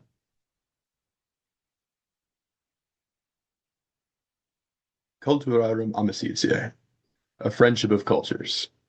Such a phrase might rightly strike the hearer as an odd turn of words. How can amicitiae, or the quality of friendship which we commonly predicate of a person qua person relationship, exist between the markedly different bodies of people that we call individual cultures? In a classical sense, amicitia denotes the special character of relation in which each participant views his fellow participants as other selves. This formal character can exist therefore only when each participant values his fellow participants not through a lens of utility, but rather for who they are in essence, or in a Thomistic understanding, for the aspects of the divine which they embody. Applied to a cultural context, this understanding creates a unique framework through which a concord of cultures can come about. Throughout the preceding 2 centuries, it has been de rigueur for Americans to view cultural interaction through a lens of utility, if not outright hostility. But for the cultural historian Christopher Dawson, this approach is directly opposed to a sustainable framework for cultural relations. In Dawson's mind, the former classical Thomistic approach was correct, rather than the latter which America, and by extension the West, has embraced over the past few centuries. Rectifying this misunderstanding for Dawson is of grave importance for the health of ongoing future relations between cultures. Christopher Dawson formalized his thought on the matter most fully in a 1947 lecture delivered at the University of Edinburgh in Scotland. Speaking just 2 years after the conclusion of the Second World War, Dawson's exposition was imbued with a righteous urgency, and the tenor of his prescriptions mirrored his tone in delivering them. Across the nearly 80 years since his initial presentation, Dawson's ideas have gained little traction. Simultaneously, the quality of friendship among North American cultures has declined precipitously. noticeably so throughout just the current and prior American presidential administrations. Our time, therefore, seems an opportune one to revisit Dawson's framework and suggestions. In order to understand Dawson's conclusions, we must comprehend first his presuppositions as well as his overall social mereology. For Dawson, all cultures are at some level expressions as well as outgrowths of religious belief and practice. As Dawson scholar Bradley J. Birzer explains, within the Dawsonian conception, quote, at the root of every society lies the cultus, group of people who band together to worship the same deity or deities. From the beginning, the social way of life, which is culture, is deliberately ordered and directed in accordance with the higher laws of life, which are religion. Culture is essentially a vital phenomenon, a way or order or pattern of social living, a network of relations in the Burkean sense, connecting person to person in and across time. Economics, politics, and law all proceed, therefore, from the culture. End of quote. For Dawson, therefore, culture is something which is everywhere and at all times religious. This is not to suggest that the notion of culture is inherently tied to a specified body of dogmas, but rather that all cultures, by definition, exist according to frameworks of principle, which by their nature constitute expressions of religion, either rightly or wrongly explicated. If one is willing to accept Dawson's framework for understanding culture, the remainder of his prescriptions that he gives follow concisely as a series of ordered sub-arguments. Granting that the basis of cultural organization is religious, observation that friendship is predicated of A, similar qualities between the friendly parties, which are B, the higher and more enduring to the degree that they embody aspects of the divine, it can be concluded that the highest and most enduring basis for a friendship of North American cultures is therefore to be found within an homogeneous religious expression. One might rightly question what manner of religious expression this ought to be. The answer, at least for Dawson, is simple: Christianity, the particular manifestation of which can be found in the Catholicism, which is common in its prominence throughout the development of the three most dominant North American cultures, Mexican, Canadian, and American, and present in an immutable and crystallized form in every North American culture. The cultus of Catholicism is therefore the agent by which a friendship of North American cultures can most effectively and most enduringly come about. To this proposal, which is relatively unfamiliar to the modern ear, a number of criticisms can be raised, which, given the scope and constraints of this paper, must be condensed into the following objection.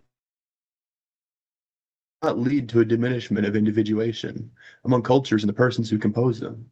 To this contention, an appeal can be made within the Dawsonian framework to the Catholic ideal of the Roman imperial ideal of civis universalis, or the universal citizenship of which Cicero speaks, through which men of varying cultures and identities share a common aspect of identity, which is both definitive and divinative of them, in the sense that it imparts to their relation both a shareable character and a perfective quality. This conception, which made possible the great spiritual likeness and yet vast cultural and individual sub-differences which define the notion of Christendom, is uniquely possible within the framework of Catholic cultus. For as Dawson's contemporary T.S. Gregory explained, the Church constitutes in this sense a body politic. Quote, she breeds in her children a spiritual solidarity, a pride of house without a self-conscious fanaticism of race, a strong sense of home which mixed blood and divergent interests cannot disturb. Within a friendship of cultures premised upon a shared Catholic cultus, a healthy individuation can not only exist but flourish within an overarching framework of social and salvific principles, which, when embraced rightly, create the conditions in which the genuine good of individuation can be embraced without detriment to the overall tranquillitatis ordinatio, or the tranquility of order, which St. Thomas Aquinas says is the indisputable condition for peace. Having treated at length of the nature of culture, friendship, and the basis for a friendship of North American cultures, in closing, let us consider the concluding prescriptions that Dawson himself gave in Scotland so many decades ago. Quote, the recovery of moral control and the return to spiritual order have now become the indispensable conditions of human survival, he wrote. But he continues, they can only be achieved by a profound change in the spirit of modern civilization, end of quote. In North America, economic, political, and legal solutions have all been tried and found wanting. Perhaps it's time we consider a solution which is pre-political, pre-economic, and pre-legal.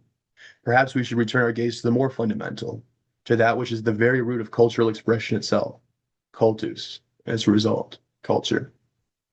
Had we but time to think, Dawson pleaded 8 decades ago. Time for cogitation has since evaporated. Ours is a time for conscious action. Thank you so much, and I stand open for any questions or any comments or criticisms anybody would like to make.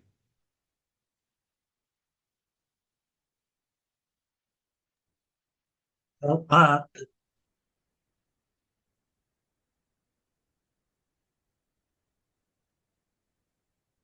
thank you very much, Frederick, for that excellent talk.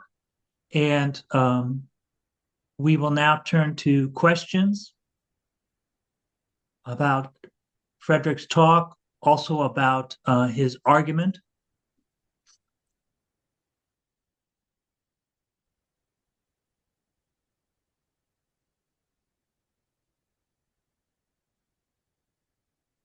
Please feel free to enter your questions in the chat.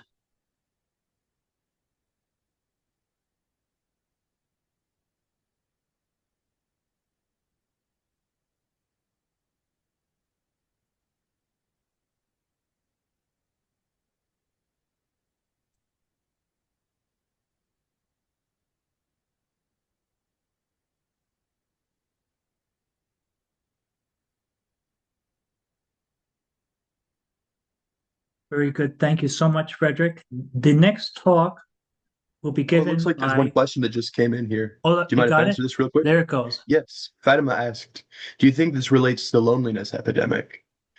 I have to say, I really do think it does. I mean, I think what we see, a big part of the cause for such loneliness is a breakdown. And community is something that's predicated on a shared identity, a similarity, something that transcends individual culture, individual differences, something common to each human person, which as a Catholic, I would say consists in the idea of the Imago Dei, that everybody's created in the image of God. And only by recognizing this authentic value in each human person is any person able to transcend individual difference and individual culture and be able to come together in a community, in a friendship, in a relation, and be able to break out of this isolation, this loneliness, which we see so much around us. Excellent. Any further questions for Frederick about his topic? Oh, yes. I see here Ricardo is asking for me to share the paper. I will be happy to do that. I'll send a copy of it to you, Ted, after the presentation. And please feel free to share it with everyone and also Okay. share my contact Excellent. information as well. Ian Herrera has a question for you. How can we internalize the How profound can we meaning of internalize the friendship? profound meaning in our daily lives and sow deep roots and meaningful human bonds amid such cultural diversity? I think, like I said in answer to Fatima's question as well, I think it really depends on not just our cosmology, but also our view of the human person. If we view the human person with dignity, if we view them as having a value which is inseparable from their very substance, what we can do at that point is we can build bonds which transcend all of these differences, all of these secondary differences, which are predicated on something more fundamental to man's understanding of himself, his very nature, which is something which is very heart spiritual and intelligible. Excellent. Thank you. So now we are going to our next speaker. Alex Odland is a senior at Notre Dame, and she will be speaking about authentic friendship and the nuclear family. Thank you, Alex. Hi, everyone. Ted, are you able to see my slides? Yes. Okay, perfect. Slides are pretty simple, but I wanted to give everyone a visual, something to work off of, not super wordy. But hi, everyone. I'm Alexandra Odland. I'm a senior at the University of Notre Dame, coming to you from South Bend right now, actually. And I'm planning to start dental school next year. I grew up in a nuclear family with two brothers, one adopted, one not, and parents, fantastic parents who did later divorce. But I'm also Filipino, so extended family played a huge role in how I was raised. I think John left the call, but I'm sure he would agree. I'm very close with my family members, each individually, and surrounded by a big family network that I am incredibly grateful for. But like a lot of families, we have certainly struggled more than we'd like to admit. One of the biggest struggles for me growing up was that when I was really young, I wasn't especially close with my mom. And this experience made me realize something incredibly important, which is that family doesn't automatically mean friendship. Today, I want to talk about authentic friendship in the family, why it's harder than ever to build, and why it matters a lot more than we normally think. Here's the workflow for today. It'll go faster than it looks. Now, I want to start with something that feels obvious, but actually is not. Most of us assume that if you were lucky enough to grow up in a family, friendship just happens automatically. You share a last name, you share a house, you share memories, holidays, inside jokes. So, of course, you're close. Yes. Of course, you're connected. Of course, that bond will last. But if that were true, we wouldn't hear people saying things like, I love my family, but we're not really close, or we don't fight, but we don't really talk either. I grew up in what I'd call a nuclear family, 2 parents, 2 brothers, 1 adopted, 1 not. There was a lot of love. There was also divorce, there was tension, and there was growing up faster than I expected to. So when my parents separated and I lived solely with my dad, I remember realizing that closeness was no longer something that I could assume. It was something that I personally had to choose, especially with my mom. Spending time together didn't just happen anymore. It had to be super intentional. I had to show up. I had to put in effort when it would have been easier to retreat into independence. Living inside that taught me something incredibly early. Family does not automatically produce friendship. And today, with the rise of social media, AI, and mental illness, especially in demographics like ours, it's getting harder than ever. In terms of defining the problem, we live in a culture that talks constantly about romantic love, but almost never about friendship, especially inside our own families.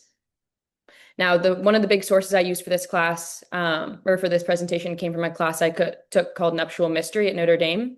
And the professor for that, Dr. O'Malley, was actually the one that introduced me to TED. But I wanted to make this as approachable as possible for everyone that hasn't read any of Lewis's work. But he describes affection as the warm, familiar love that families rely on. Affection is real and good. But he also describes it as passive. Friendship, on the other hand, is different. Friendship is something that we're able to choose. It requires intention. It means saying, I want to actually know you, not just live near you. Many families certainly without a doubt love each other, but they don't make an effort to be friends with each other. And sometimes that means relationships stay stuck where they were years ago, even though the people within them have grown. I know I've experienced this as a college student. I'm sure many of you have as well. You grow and grow at school, turn into someone that sometimes is unrecognizable for who you were in high school, but when you left home. And then I return for Thanksgiving or winter break, and I feel like I've traveled back in time and everything is exactly the way it used to be, especially who I am. Our relationships can carry this quality too if we're not careful. I've identified 2 obstacles that I think are important, the first being comfort over honesty. The first obstacle to authentic friendship is confusing peace with health. We avoid hard conversations. That's been a big theme in this Congress today. We don't want to upset anyone. We stay quiet to keep things comfortable. But silence does not protect our relationships. In fact, I've noticed it slowly thins them out. Friendship, on the other hand, requires honesty, not harshness, not constant conflict, but the courage to really be real with one another. I've learned that avoiding discomfort often costs us intimacy, especially with the people in our lives who matter most. Second obstacle is radical independence. We're taught that needing people is weakness. Everyone becomes emotionally self-contained. And a third thing that I want to note is distraction, phones, social media, work, school, noise, all of that extra stuff. We spend time together, but rarely give attention to other people. I know even in my own family, sometimes we'll go out to eat and we're all at dinner together and I'll look up and everyone is on their phone. We as people are mistaking proximity for presence. And here's the truth. Time with the people we love does not increase as we get older. It actually shrinks. Love that is not cared for does not stay the same. It withers. Take a look at this graph from the American Time Use Survey. Not only does our time with our family start to decrease from age 15 and onward, but much of the time we will spend with our family our entire lives has already happened. If you're anything like me and you're exhausted by how many things in your life you simply cannot control, Listen up, because this one is truly in your hands. You have power here. You have control. This graph right here does not have to be you. Making conscious efforts to connect with your family as friends is the solution to making this trend increase. I want to take a reflective pause. So take a moment, think of someone in your life that you consider family. I understand not everyone has a similar family situation, so this doesn't have to be someone related by blood. But ask yourself, when was the last time you had an unhurried conversation with this person? Do you know what they're excited about or worried about right now? Would they say that you show up physically or emotionally for them? No judgment, certainly not from me. I'm guilty of not knowing this about people close in my life as well. But I think it's a good check-in to be aware of where you're at with people. And you can always come back to this, not necessarily on this call. But checkpoint here. At this point, I've said a lot of stuff that is heavy and hard to think about. And you might just be thinking, well, this is how my life is. This is what my relationship with my family looks like. I can't change that. But friendship is not optional for a meaningful life. All of us experienced COVID-19 and what that was like to not connect with people in the same way in person. When friendship fades, people feel lonelier, even inside of our families. And I cannot stress this enough. This is not nostalgia. This is human need. However, families still have something incredibly powerful. They've shared history, permanence, the ability to forgive each other and try again. Authentic friendship does not require perfection by any means. It just requires choice. I shared a story in the beginning about not being super close with my mom, and I can without a doubt say that today my mom is my best friend in the world. In fact, she is on this call. Hi, Mama, ¿cómo está? I love you. And that didn't mean we erased the past or suddenly agreed upon everything. It happened because she continued to love me and show up until I could put aside my pride, ego, and our differences so that we could ultimately choose each other. In my life, closeness didn't come from pretending things were fine. It came from showing up again and again. And that's why I believe no relationship is ever too far gone to find common ground rooted in love, if you're willing to be intentional. A small note on this, I don't believe this is completely black and white. Authentic friendship is not about forcing closeness when there has been harm or abuse. Those are completely different situations. What I'm talking about here is when choice is possible. And if it's not possible, it does not by any means mean that you have failed at family or friendship. Real life challenges in closing. I want you to think of one person who you consider family who maybe you haven't prioritized lately. I challenge you to send them a message today. That can be something like, want to grab a meal soon? Let's go for a walk. Do you want to see a movie this week? Maybe that's just hopping on the phone for a couple minutes and talking, whatever feels comfortable for you in that relationship. Because friendship grows in ordinary moments that are chosen intentionally. So if you're willing to share, which no pressure, but in the chat, drop an idea you have for connecting with someone that is like family to you. It doesn't have to be blood related. Consider this your accountability, your vow to reach out to them now or after this seminar is over. Be brave, take the first step. In closing, if you take anything from me today, please let it be this. The nuclear family does not guarantee authentic friendship. In fact, today's world is actually working against it. But when people choose honesty, time, and presence, families can still have the strongest training ground for real friendship that we have. So the question is not, do I love my family? The real question is, how am I choosing them today?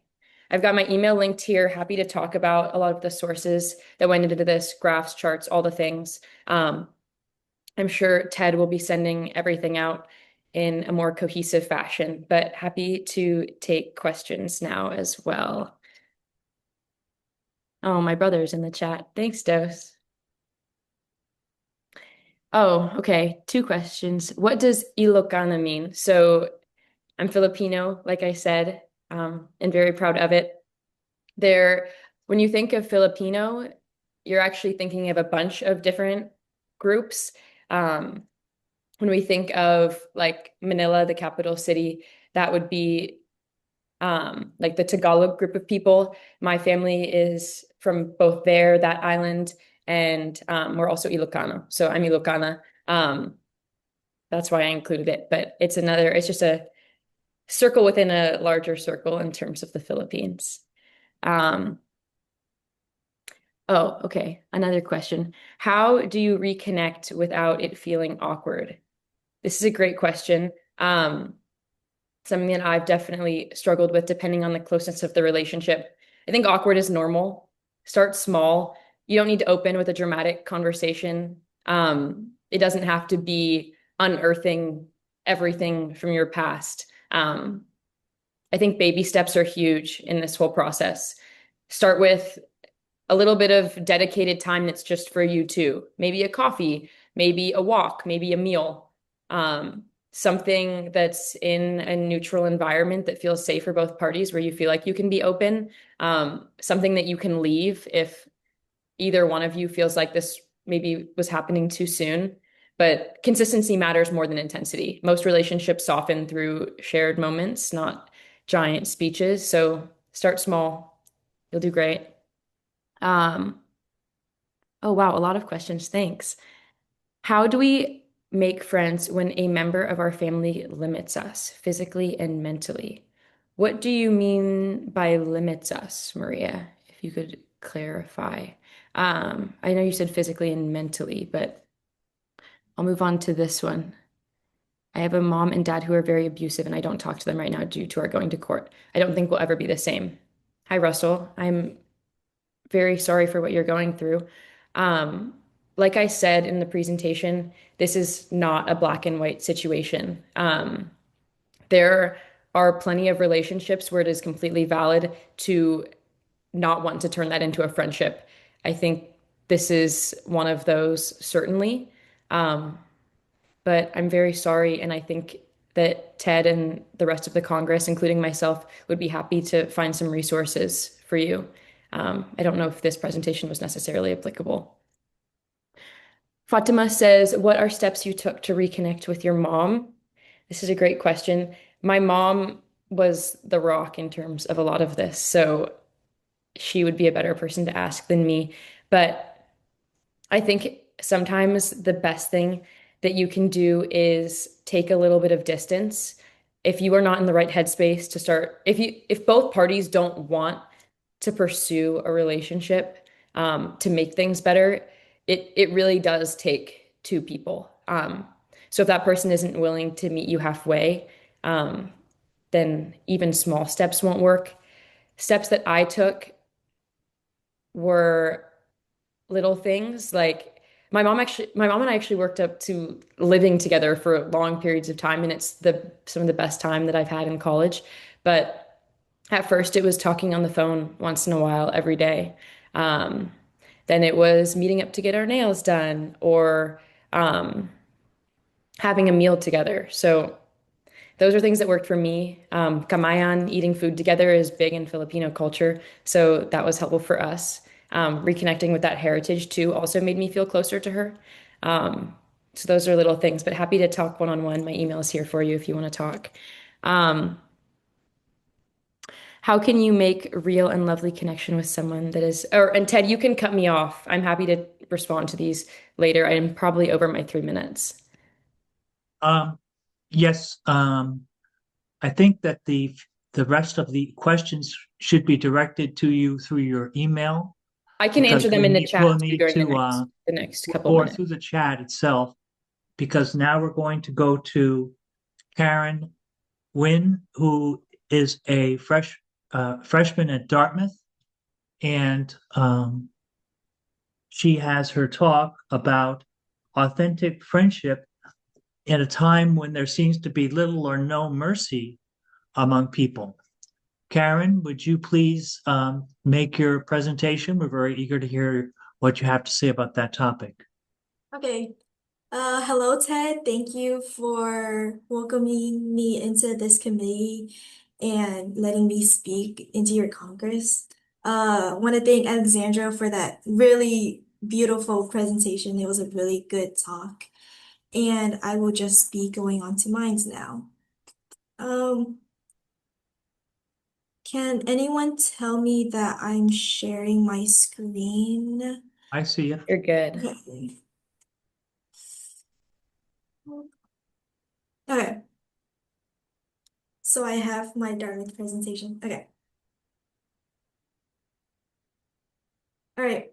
So my presentation is going to be about how to dialogue and prosper as friends today. My name is Karen Nguyen.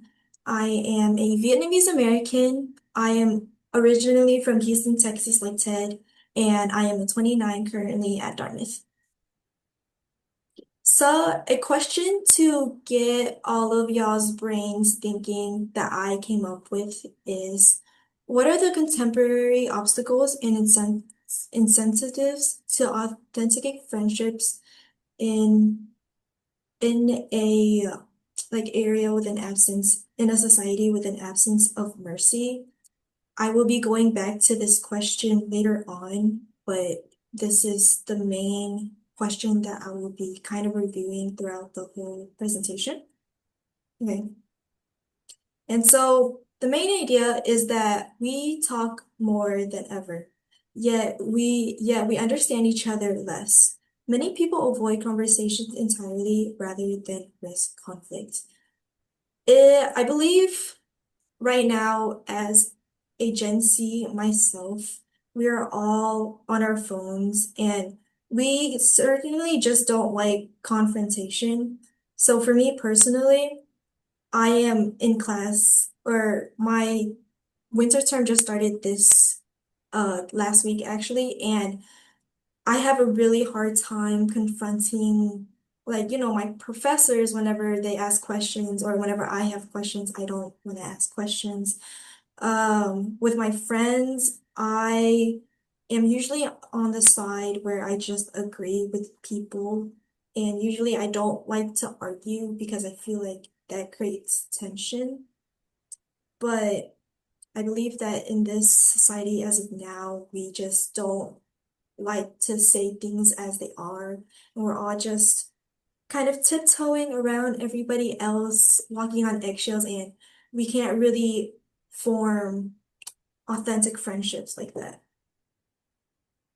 So a question that I have that I hope people are answering in the chat, I don't expect anyone to answer this right now, is when was the last time you had a friend disagree with you? For me personally, that was yesterday with my good friend, her name's Ellie, and we had a little conversation about work ethics. So I was trying to claim that as a Dartmouth student, the quarterly system is really fast and really hard and intensive. And so my work ethic is that I should not be resting at all, that all the time that I spend awake should be productive and should be always spent on doing homework, assignments, joining clubs, etc., etc. But my good friend Ellie has argued on the other side that rest is also important. And this is the first time I had an argument with my friend, really. Most of the time I'm just agreeing with my friends with other statements, but this was one of the times where I disagreed with my friend. And simply because I don't know, I feel strongly about my work ethic here. Dartmouth is a really rigorous schedule, but at the end, me and Ellie just came into terms like, yes, work is important, but rest is also important. All right, moving next. Why dialogue is failing. So during my research for this, I came up with 3 points. One, social media incentivizes outrage and not understanding. And so if you are anything like myself, I like to scroll on Instagram. And a lot of things I see on there is usually a thing called rage bait, which is basically just a term to make you angry. And most of these videos that cause rage bait are usually get a lot of interactions, usually get a lot of likes. And so that's why this formula works over and over again.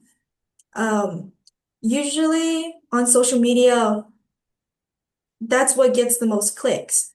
So if there was like anything positive, it usually gets drowned out by certain outrages. That's why a lot of television, a lot of broadcasting shows, they usually like to clickbait their titles with something, negative, something outrageous so that people can click on it. And that's just the nature of how things go because we have such a short attention span that like it only takes a few seconds for us to get hooked onto something, but it must be something that is very emotionally charged. The next point that I wanted to say is the fear of being canceled or misunderstood. So this is my point about last time where I feel like a lot of us, but including me also, we're just a lot of yes men's in our life. During class, I usually don't like to raise up my hand and correct the prof if I see anything wrong or ask questions. And my last point is argument for the sake of arguing. So even if us people do have arguments, I believe that people just want the feeling of being right, the feeling of other people going into their perspective and agreeing with them, and not coming to a general consensus of, oh, maybe you're right and maybe I'm right, or maybe we can meet in the middle. But usually people are self-centered, and I think social media is not helping with that at all. But it's always this individual idea is like, oh, it's my idea, it must be right.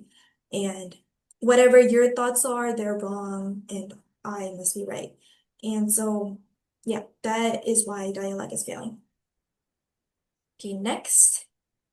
So I came up with two general ideas of how friendships can be formed. And one of them that I got was Aristotle and his take on authentic friendships. So Aristotle thinks friendships is based on virtue, mutual goodwill, desire for the other's good. And friendships obviously takes time, trust, and moral growth. So this is just one viewpoint of friendship that used to work back in the old days simply because we didn't have technology. So obviously people had a lot of free time, and in that free time, they like to have fun with other people. And I guess socializing in the past was just way better because people knew how to actually talk to people instead of just staring at a screen and texting it. And my next point is another way of thinking of friendship is indigenous wisdom, which is dialogue as relationship. And their whole point is that friendship remains on community over individualism. So say things such as religion, maybe that they want people to be in communities, and that's why everybody is so close together and happy as a family because they operate as a whole and not just as individualism, as I believe we function as a society today. Like religion, I would say that there's a common belief that everybody in the group has. The dialogue must be relevant to the lived experiences, and it bridges some indigenous cultures that teach the relationship that comes before the argument. So in this way of thinking, it's not generally, whenever you're talking to someone, it's not generally about who's being right and who's being wrong. It's about trying to form a community. And I think this is a really strong way to make friendships in this society, I guess. That's why, I guess for me personally, the way that I can see this happening in real life is through clubs. So there's, religious clubs, there's chess clubs, there's, such like racial clubs, such as like an Asian club, Korean club, etc., etc. All right. Next. And to almost close off everything that I wanted to say here, I wanted to quote some Western thinkers and what they think about civil discourse. So, as some other presenters have talked about, Bella thinks that politics and beliefs are always connected. Dawson believes that culture rests on moral and spiritual foundation. And John Courtney Murray thinks that pluralism requires disagreement, but also shared agreement. And something to take away from this the specific side specifically is that prosperity requires both consensus and like a means to agree. And yeah. And into my last point, I just want to bring everything together because this presentation isn't just about me talking. I want everyone to actually apply what's going on. So here are 5 concrete practices that I came up with to show how we can dialogue and prosper together as gaining friendships. One is to start with friendships. And that means to seek to understand before persuading. And I usually do this to my own friends. I seek to understand the person as a whole, and I try not to judge anything ever whatsoever. I try to come in as a clean slate and not with my own preconceptions. 2 is to practice humility and admit what you don't know. So again, being about the whole individual thing, I think we're really proud of ourselves and we don't like to admit whenever we're wrong or whenever we're at fault. And a good practice to counterstep that is to admit what you don't know. I struggle with this personally myself. I am a very prideful person and it really takes time for me to just think, maybe the other person has a point and maybe I should think the way that they think. A third way is to recover shared values. And the only way to do that is to obviously talk to people. If there is a common point of interest, maybe there's a way to act upon it. So like, let's say, take for example, you and this other person have a mutual value and interest of rock climbing, but to strengthen the relationship, maybe you can invite the other said person to go rock climbing. And that's just like one of the ways to recover, I guess, a similar value point. Fourth way is dignity and mercy. And last one is truth and responsibility. All right. So my presentation is done, and I am willing to take any questions. Obviously, I believe that Ted will be sending all of my slides. And yeah. Thank you very much. Karen, do we have questions? A very valuable, practical presentation with tips at the end. What questions do we have specifically for Karen? Put them in the chat. Here is Pedro Yes. Gil Gonzalez. Could you please give us some examples for practicing intellectual humility? Thank you, Pedro. Yeah, thank you, Pedro. That is a really good question. For me, I practice intellectual humility by embarrassing myself. Honestly, I try to do it every day.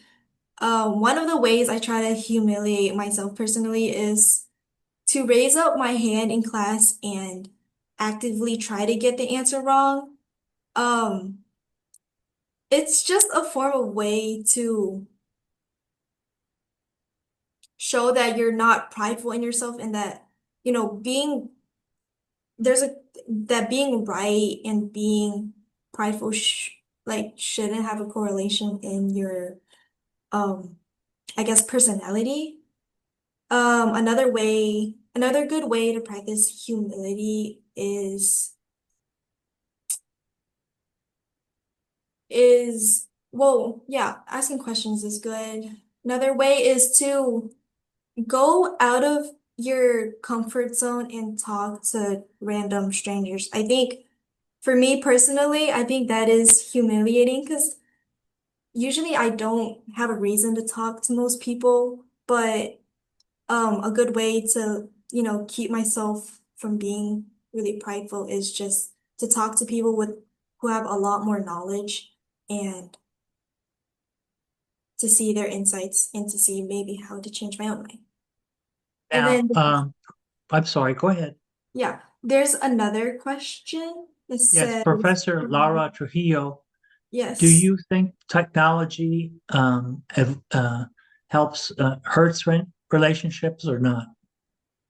certainly yes, but no. That's a really tricky question to answer, actually. Um, I think right now it's doing more harm than good because technology back then it used to be simply just, to connect with people that you can't really see in person, across like 1,000 miles away. And I think that used to be good because that was the only function of technology. But now, since social media has risen and AI, chatbots, I think that it's starting to ruin relationships because we're more glued onto the technology itself. And people are starting to turn AI into authentic relationships. I don't know, Professor Laura, if you've seen like those articles that are like, I'm marrying this AI chat, or like, I'm breaking up my family so that I can go talk to my AI girlfriend, or uh, like one other crazy one was that this AI chat bot told me to go to commit murder on his own mother. So I think right now it's getting worse, but there was a point in time that technology, was beneficial to relationships, but I think now it's just a way to distract ourselves from, I guess, real interactions and relationships. Well, thank you, Karen, very much for that presentation. We will be sharing it. And given that we want to try to get close to our 2 o'clock goal for the presentations, we're not going to have the break that I initially announced. We're going to go right away to Mira Jana's talk, which is about challenges to friendship today. And as I mentioned earlier, Mira is a student at I'm Texas sorry, A&M Ted, to University. cut you off, but I already presented. I was the first presentation I'm because sorry. I'm sorry. You're so. That's why I've already got you marked off. All yeah, no, right. it's okay. I was the first one because the other presenters weren't here. You already presented. Mhm. All right. I'm showing my age, Mita. All right. So now we're going to go. Is Sushi Patel in the meeting? Sushi Patel? Okay, now we're going to go to Alexander Garcia. Alexander Garcia is a student at Rice University, and he is going to present about friendship and immigration issues. Alexander? Yes, I'm here, Ted. Thank you so much for that lovely introduction. If I may be able to share my video. Thank you. Yes, hello. Can everyone see? I believe the last presenter is still sharing their presentation. Is there any way that could be taken down so that way I can present mine? There we go. Okay, thank you so much. Let's see here. Let me pull this up real quick.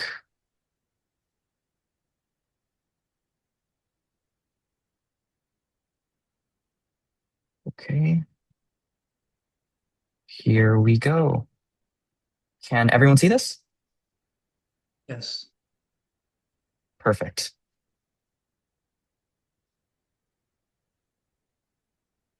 Well, good morning, good afternoon, good evening, everybody. Thank you so much for coming out to this inaugural North American Student Congress.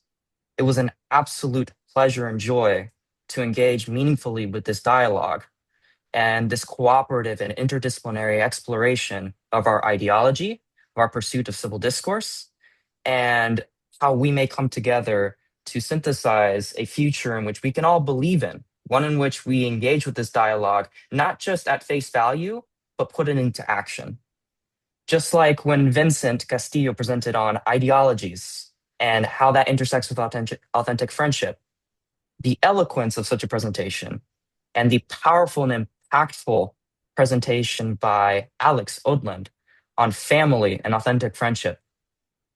That is truly what makes congresses such as these unique and invaluable to our growth and to our exploration of self and how we may come together to create a better future for all of us. And so I wanted to thank TED. I want to thank the organization of NAEIF. And I look forward to future opportunities in which we may engage in such robust discussion together. My presentation will be on our foreign and domestic purpose, how the US-MCA relationship and our shared heritage informs us and the path we shall carve moving forward. Now, before I get into my presentation, I really quickly wanted to provide a disclaimer. I am not a politician. I am an emerging leadertician. What that means is I am taking into consideration how much we have left to learn together and using this presentation as a platform from which we can continue to explore these subject matters moving forward. And with that, I initiate the presentation. So what I propose is a trilateral prospect for peace. We are a youth that unfortunately has endured a fractured yet hopeful USMCA promise, in which we have the opportunity to build proverbial bridges across cultures and indulge in our shared heritage. Now, what does shared heritage mean? Shared heritage can mean a relationship in our racial and ethnic background, in religious ideology, and economic and geopolitical ties, or in the simple baseline of our humanity. And so I propose then the question, how do we begin to heal and mend this diplomatic, geopolitical, and economic alliances within the USMCA relationship that inform our everyday?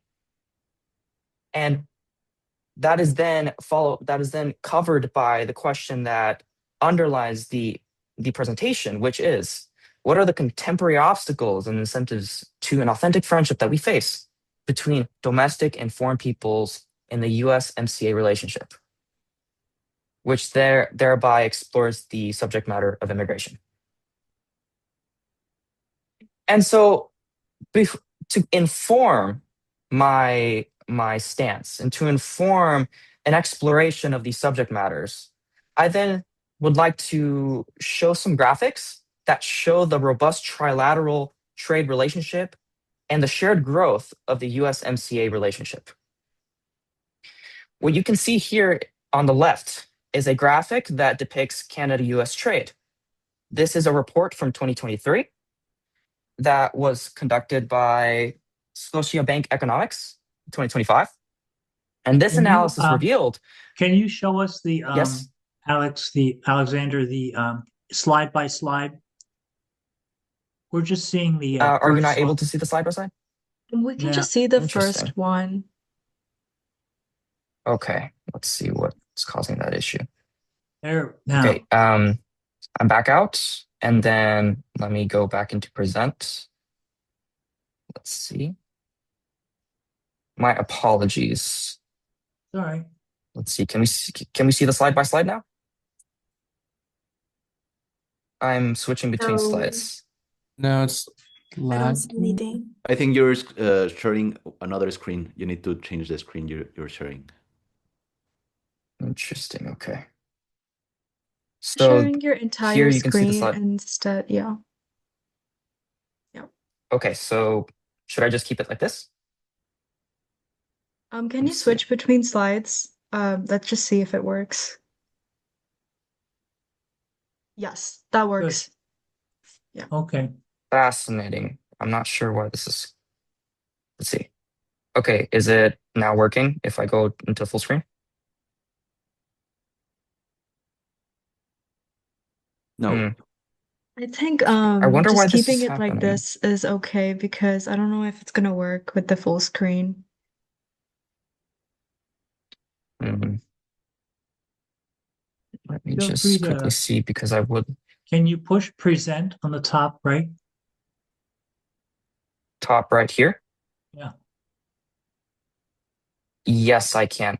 I believe I know what the issue is. I think when I hit present, it opens up a separate screen. So what I'm sharing is not the correct. Let me see. Let me stop sharing. And then let me go into present. And then let me share once again. Excellent. Here we go. Here we go. Okay. Can you guys all see? Now Yes, you there we saw. go. Perfect. Yes, my sincerest apologies for the Don't technical worry. Don't difficulty, worry. but I hope that thank you. I hope that what I have said thus far has informed just how passionate and how wonderful these opportunities are for us to engage in this dialogue. And so, yes, thank you so much for that, everyone. And now I may show the graphics. So this here shows the importance of the Canada-U.S. trade relationship. And what we can see here is that there is a $1.3 trillion dollar Canadian, or 3.6 billion per day, trade relationship between the United States and Canada. That shows a bilateral relationship that is economic, but to transcends economics by showing how intertwined all aspects of industry are between two countries. You see on the bottom right of that graphic, Canada leads, sure, but Mexico too shows an extreme prominence when it comes to that bilateral relationship with the United States, which is what we will see in the graphic to our right, in which we visualize the U.S.-Mexico trade relationship, in which you have Mexican exports to the U.S. being $476 billion, and U.S. exports to Mexico being $323 billion. Why is this significant to the subject matter therein? Although this may be an economic premise, what it shows is our willingness to work together to ensure that we have a sustainable supply chain, that we are growing economically and socially year by year, fiscal year by fiscal year, and that there is geopolitical and policy incentive to maintain a strong and robust relationship across the trilateral relationship. Now, unfortunately, I was not able to find information on Mexico Canada. However, given what we can see thus far, and given just how powerful the relationship is, given what is presented in these graphics, I have no doubt in my mind that it is just a powerful relationship, and that we should all share in the opportunity for growth. Let me see. I don't know where my cursor went. Here we go. And now I would like to shift gears a little bit more into the topic of immigration. Now, immigrants in the United States fuel U.S. innovation and economic growth by contributing at an astronomical $3.3 trillion to the U.S. gross domestic product, as stated by the Immigration Research Initiative in 2021. 26% share of U.S. workers in computer and mathematics-related occupations are immigrants, in accordance with the American Immigration Council in 2019. 3.2 million immigrants are entrepreneurs in the United States and contribute meaningfully to the development of industry in the United States, in accordance with the Partnership for a New American Economy in 2019.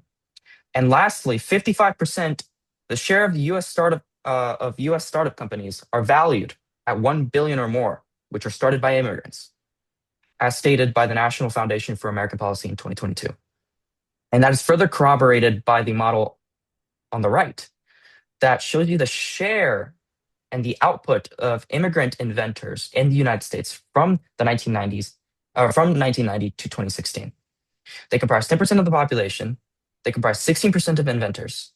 They have produced 23% of US patents, 24% of which are most cited patents, and they contribute a total of 25% to the patent market value.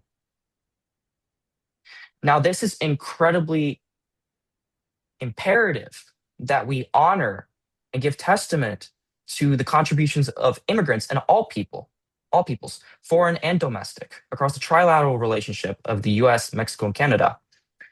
Given that, as you can see, it's something symbiotic. It is something positive. It is something constructive.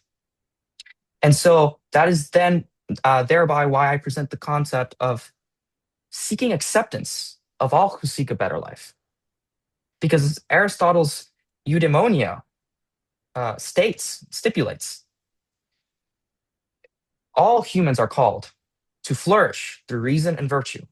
And that is what many of the immigrant communities that comprise this beautiful shared heritage across US, Mexico, and Canada seek. And so we are all called to this fortuitous life and to contribute meaningfully and proactively to our communities. So why are we then excluding members of these communities from robust and meaningful dialogues such as these? We ought to welcome them in and invite them into this authentic friendship that we ought to be courageous enough to build. Something that is difficult, yet so valuable and precious. Given that immigrants, they become the backbone of a healthy economy and innovation across industries when we choose to embrace them, embrace our shared heritage, rather than refute it. And so lastly, it would be unbecoming of me not to acknowledge the power within our voices, within our shared yet multiculturally rich and distinct heritages, to act. And so our time to act is now. Although we are not yet the leaders that we seek to become, the day in which we pursue such a growth is today. And so I then stipulate 3 topics that we have to think about moving forward. Our role as voices of the future, our roles as voices of the future, in which we further seek opportunities to engage in with organizations such as the NAEIF to participate in such robust dialogues and problem solving to be a part of the future now. We can too engage with peers and professionals. Although our age may tell us otherwise, I beg to postulate that in our youth, we know a lot more than what we may sometimes let on due to confidence, due to anxiety about our worth in these dialogues. But as my life has shown me, we have the power to make these truths, this world we believe in, a reality. You know, coming from a dual background as a Mexican American individual, the proud son of a single mother, an immigrant from Mexico, that I am grateful that I have the opportunity to share in this dialogue with you all, because it's as my mom says, siempre tendremos la oportunidad de perseguir una colaboración que se ruta en la capacidad de entender al prójimo y amarlo tanto como nos amamos a nosotros mismos, which is too informed by my Catholic heritage. And in that, we also ought to build coalitions, attend conferences such as these, workshops, panel discussions, and engage with leadership development programs, fearlessly, courageously, with dedication, and with proactivity, so that we may grow in awareness of key interdisciplinary matters to grow our networks and spread a message of connectedness and cooperation. And with that, I would like to conclude the presentation. This is my contact Alex, information. That was a terrific, Yes. Very persuasive commentary, but you must translate what your mother likes to tell you in English. Will do. What my mother always likes has told me in the past, and this is something that I've then kind of shaped and molded into my own words, is that we are always called to engage in such meaningful dialogue in which we choose to welcome all into cooperative dialogue and to love others as we love ourselves. That is Excellent. what I spoke to in Spanish. It may not be a direct translation, but that is what I am alluding to, is that message, right? That we welcome all who are courageous and brave enough to seek a better world. And so I know that we are running short on time, and so I would just like to show my contact information for any and all who are interested. Of course, I would love to further engage with this dialogue beyond the Congress and look to further Congresses to engage with this meaningful dialogue. Thank you so much. And thank you. Yeah. Muchas gracias. Can we have some questions for Alexander? Gave us a lot of Let me things stop to sharing. think about and to chew on.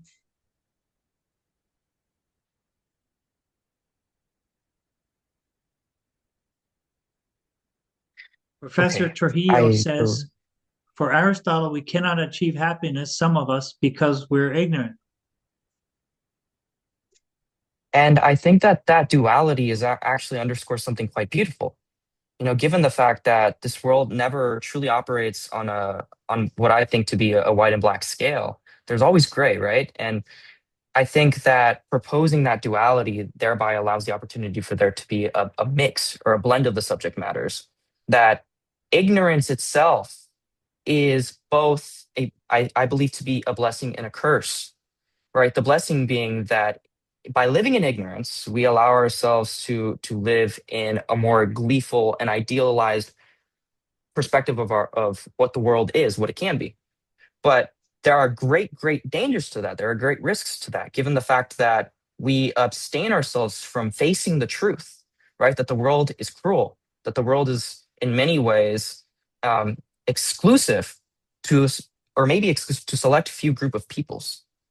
But I believe in that duality, that does not have to be definite. It doesn't have to be the end all be all, because that duality, as I've said previously, allows for a synthesis in which we find that gray, where those that are ignorant, those that are not, may engage in such meaningful dialogue such that they come to their own conclusions about what it means to live a prosperous and fruitful life.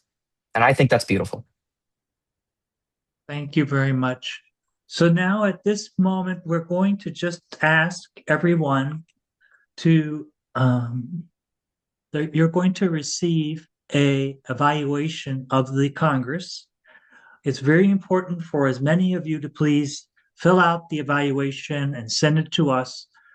We are going to have, we're very pleased with the success of this meeting. Obviously, for the first meeting, it had some kinks, but that's okay. We are going to be in continuous improvement, and we are expecting to have our next Congress in March or April. The topic will be nationalism, nationalism, patriotism, and solidarity. So that will be the topic of the next Congress. Ideally, very soon, we're going to be asking you what are the best dates, probably another Saturday, but what are the best dates to have this, that it won't conflict with your studies or your midterms in March or in April, and not your vacations either. We are very pleased that we are going to be able to share this Congress recording and ideally your own talks, so that you'll be able to use this for your own purposes. And we want to invite everyone to please follow very closely the activities of NAEIF, the North American Educational Initiatives Foundation. Kindly review our different programs, our different concepts on our webpage. We are very, very interested in getting your young feedback about what we are doing and what we ought to be doing to reach and influence more young people to be better continental citizens. Do I have any final words from the panelists or participants? Thank you so much for this opportunity. It was really insightful, and I think we all are really grateful for making these meaningful connections. Thank you, Ted. Thank you, Mita. Yes, and I would also like to contribute or second that sentiment by saying that these opportunities, I believe, to be the first of many. I believe that NAEIF is on the precipice of something great, that we allow the youth to engage meaningfully with one another and create these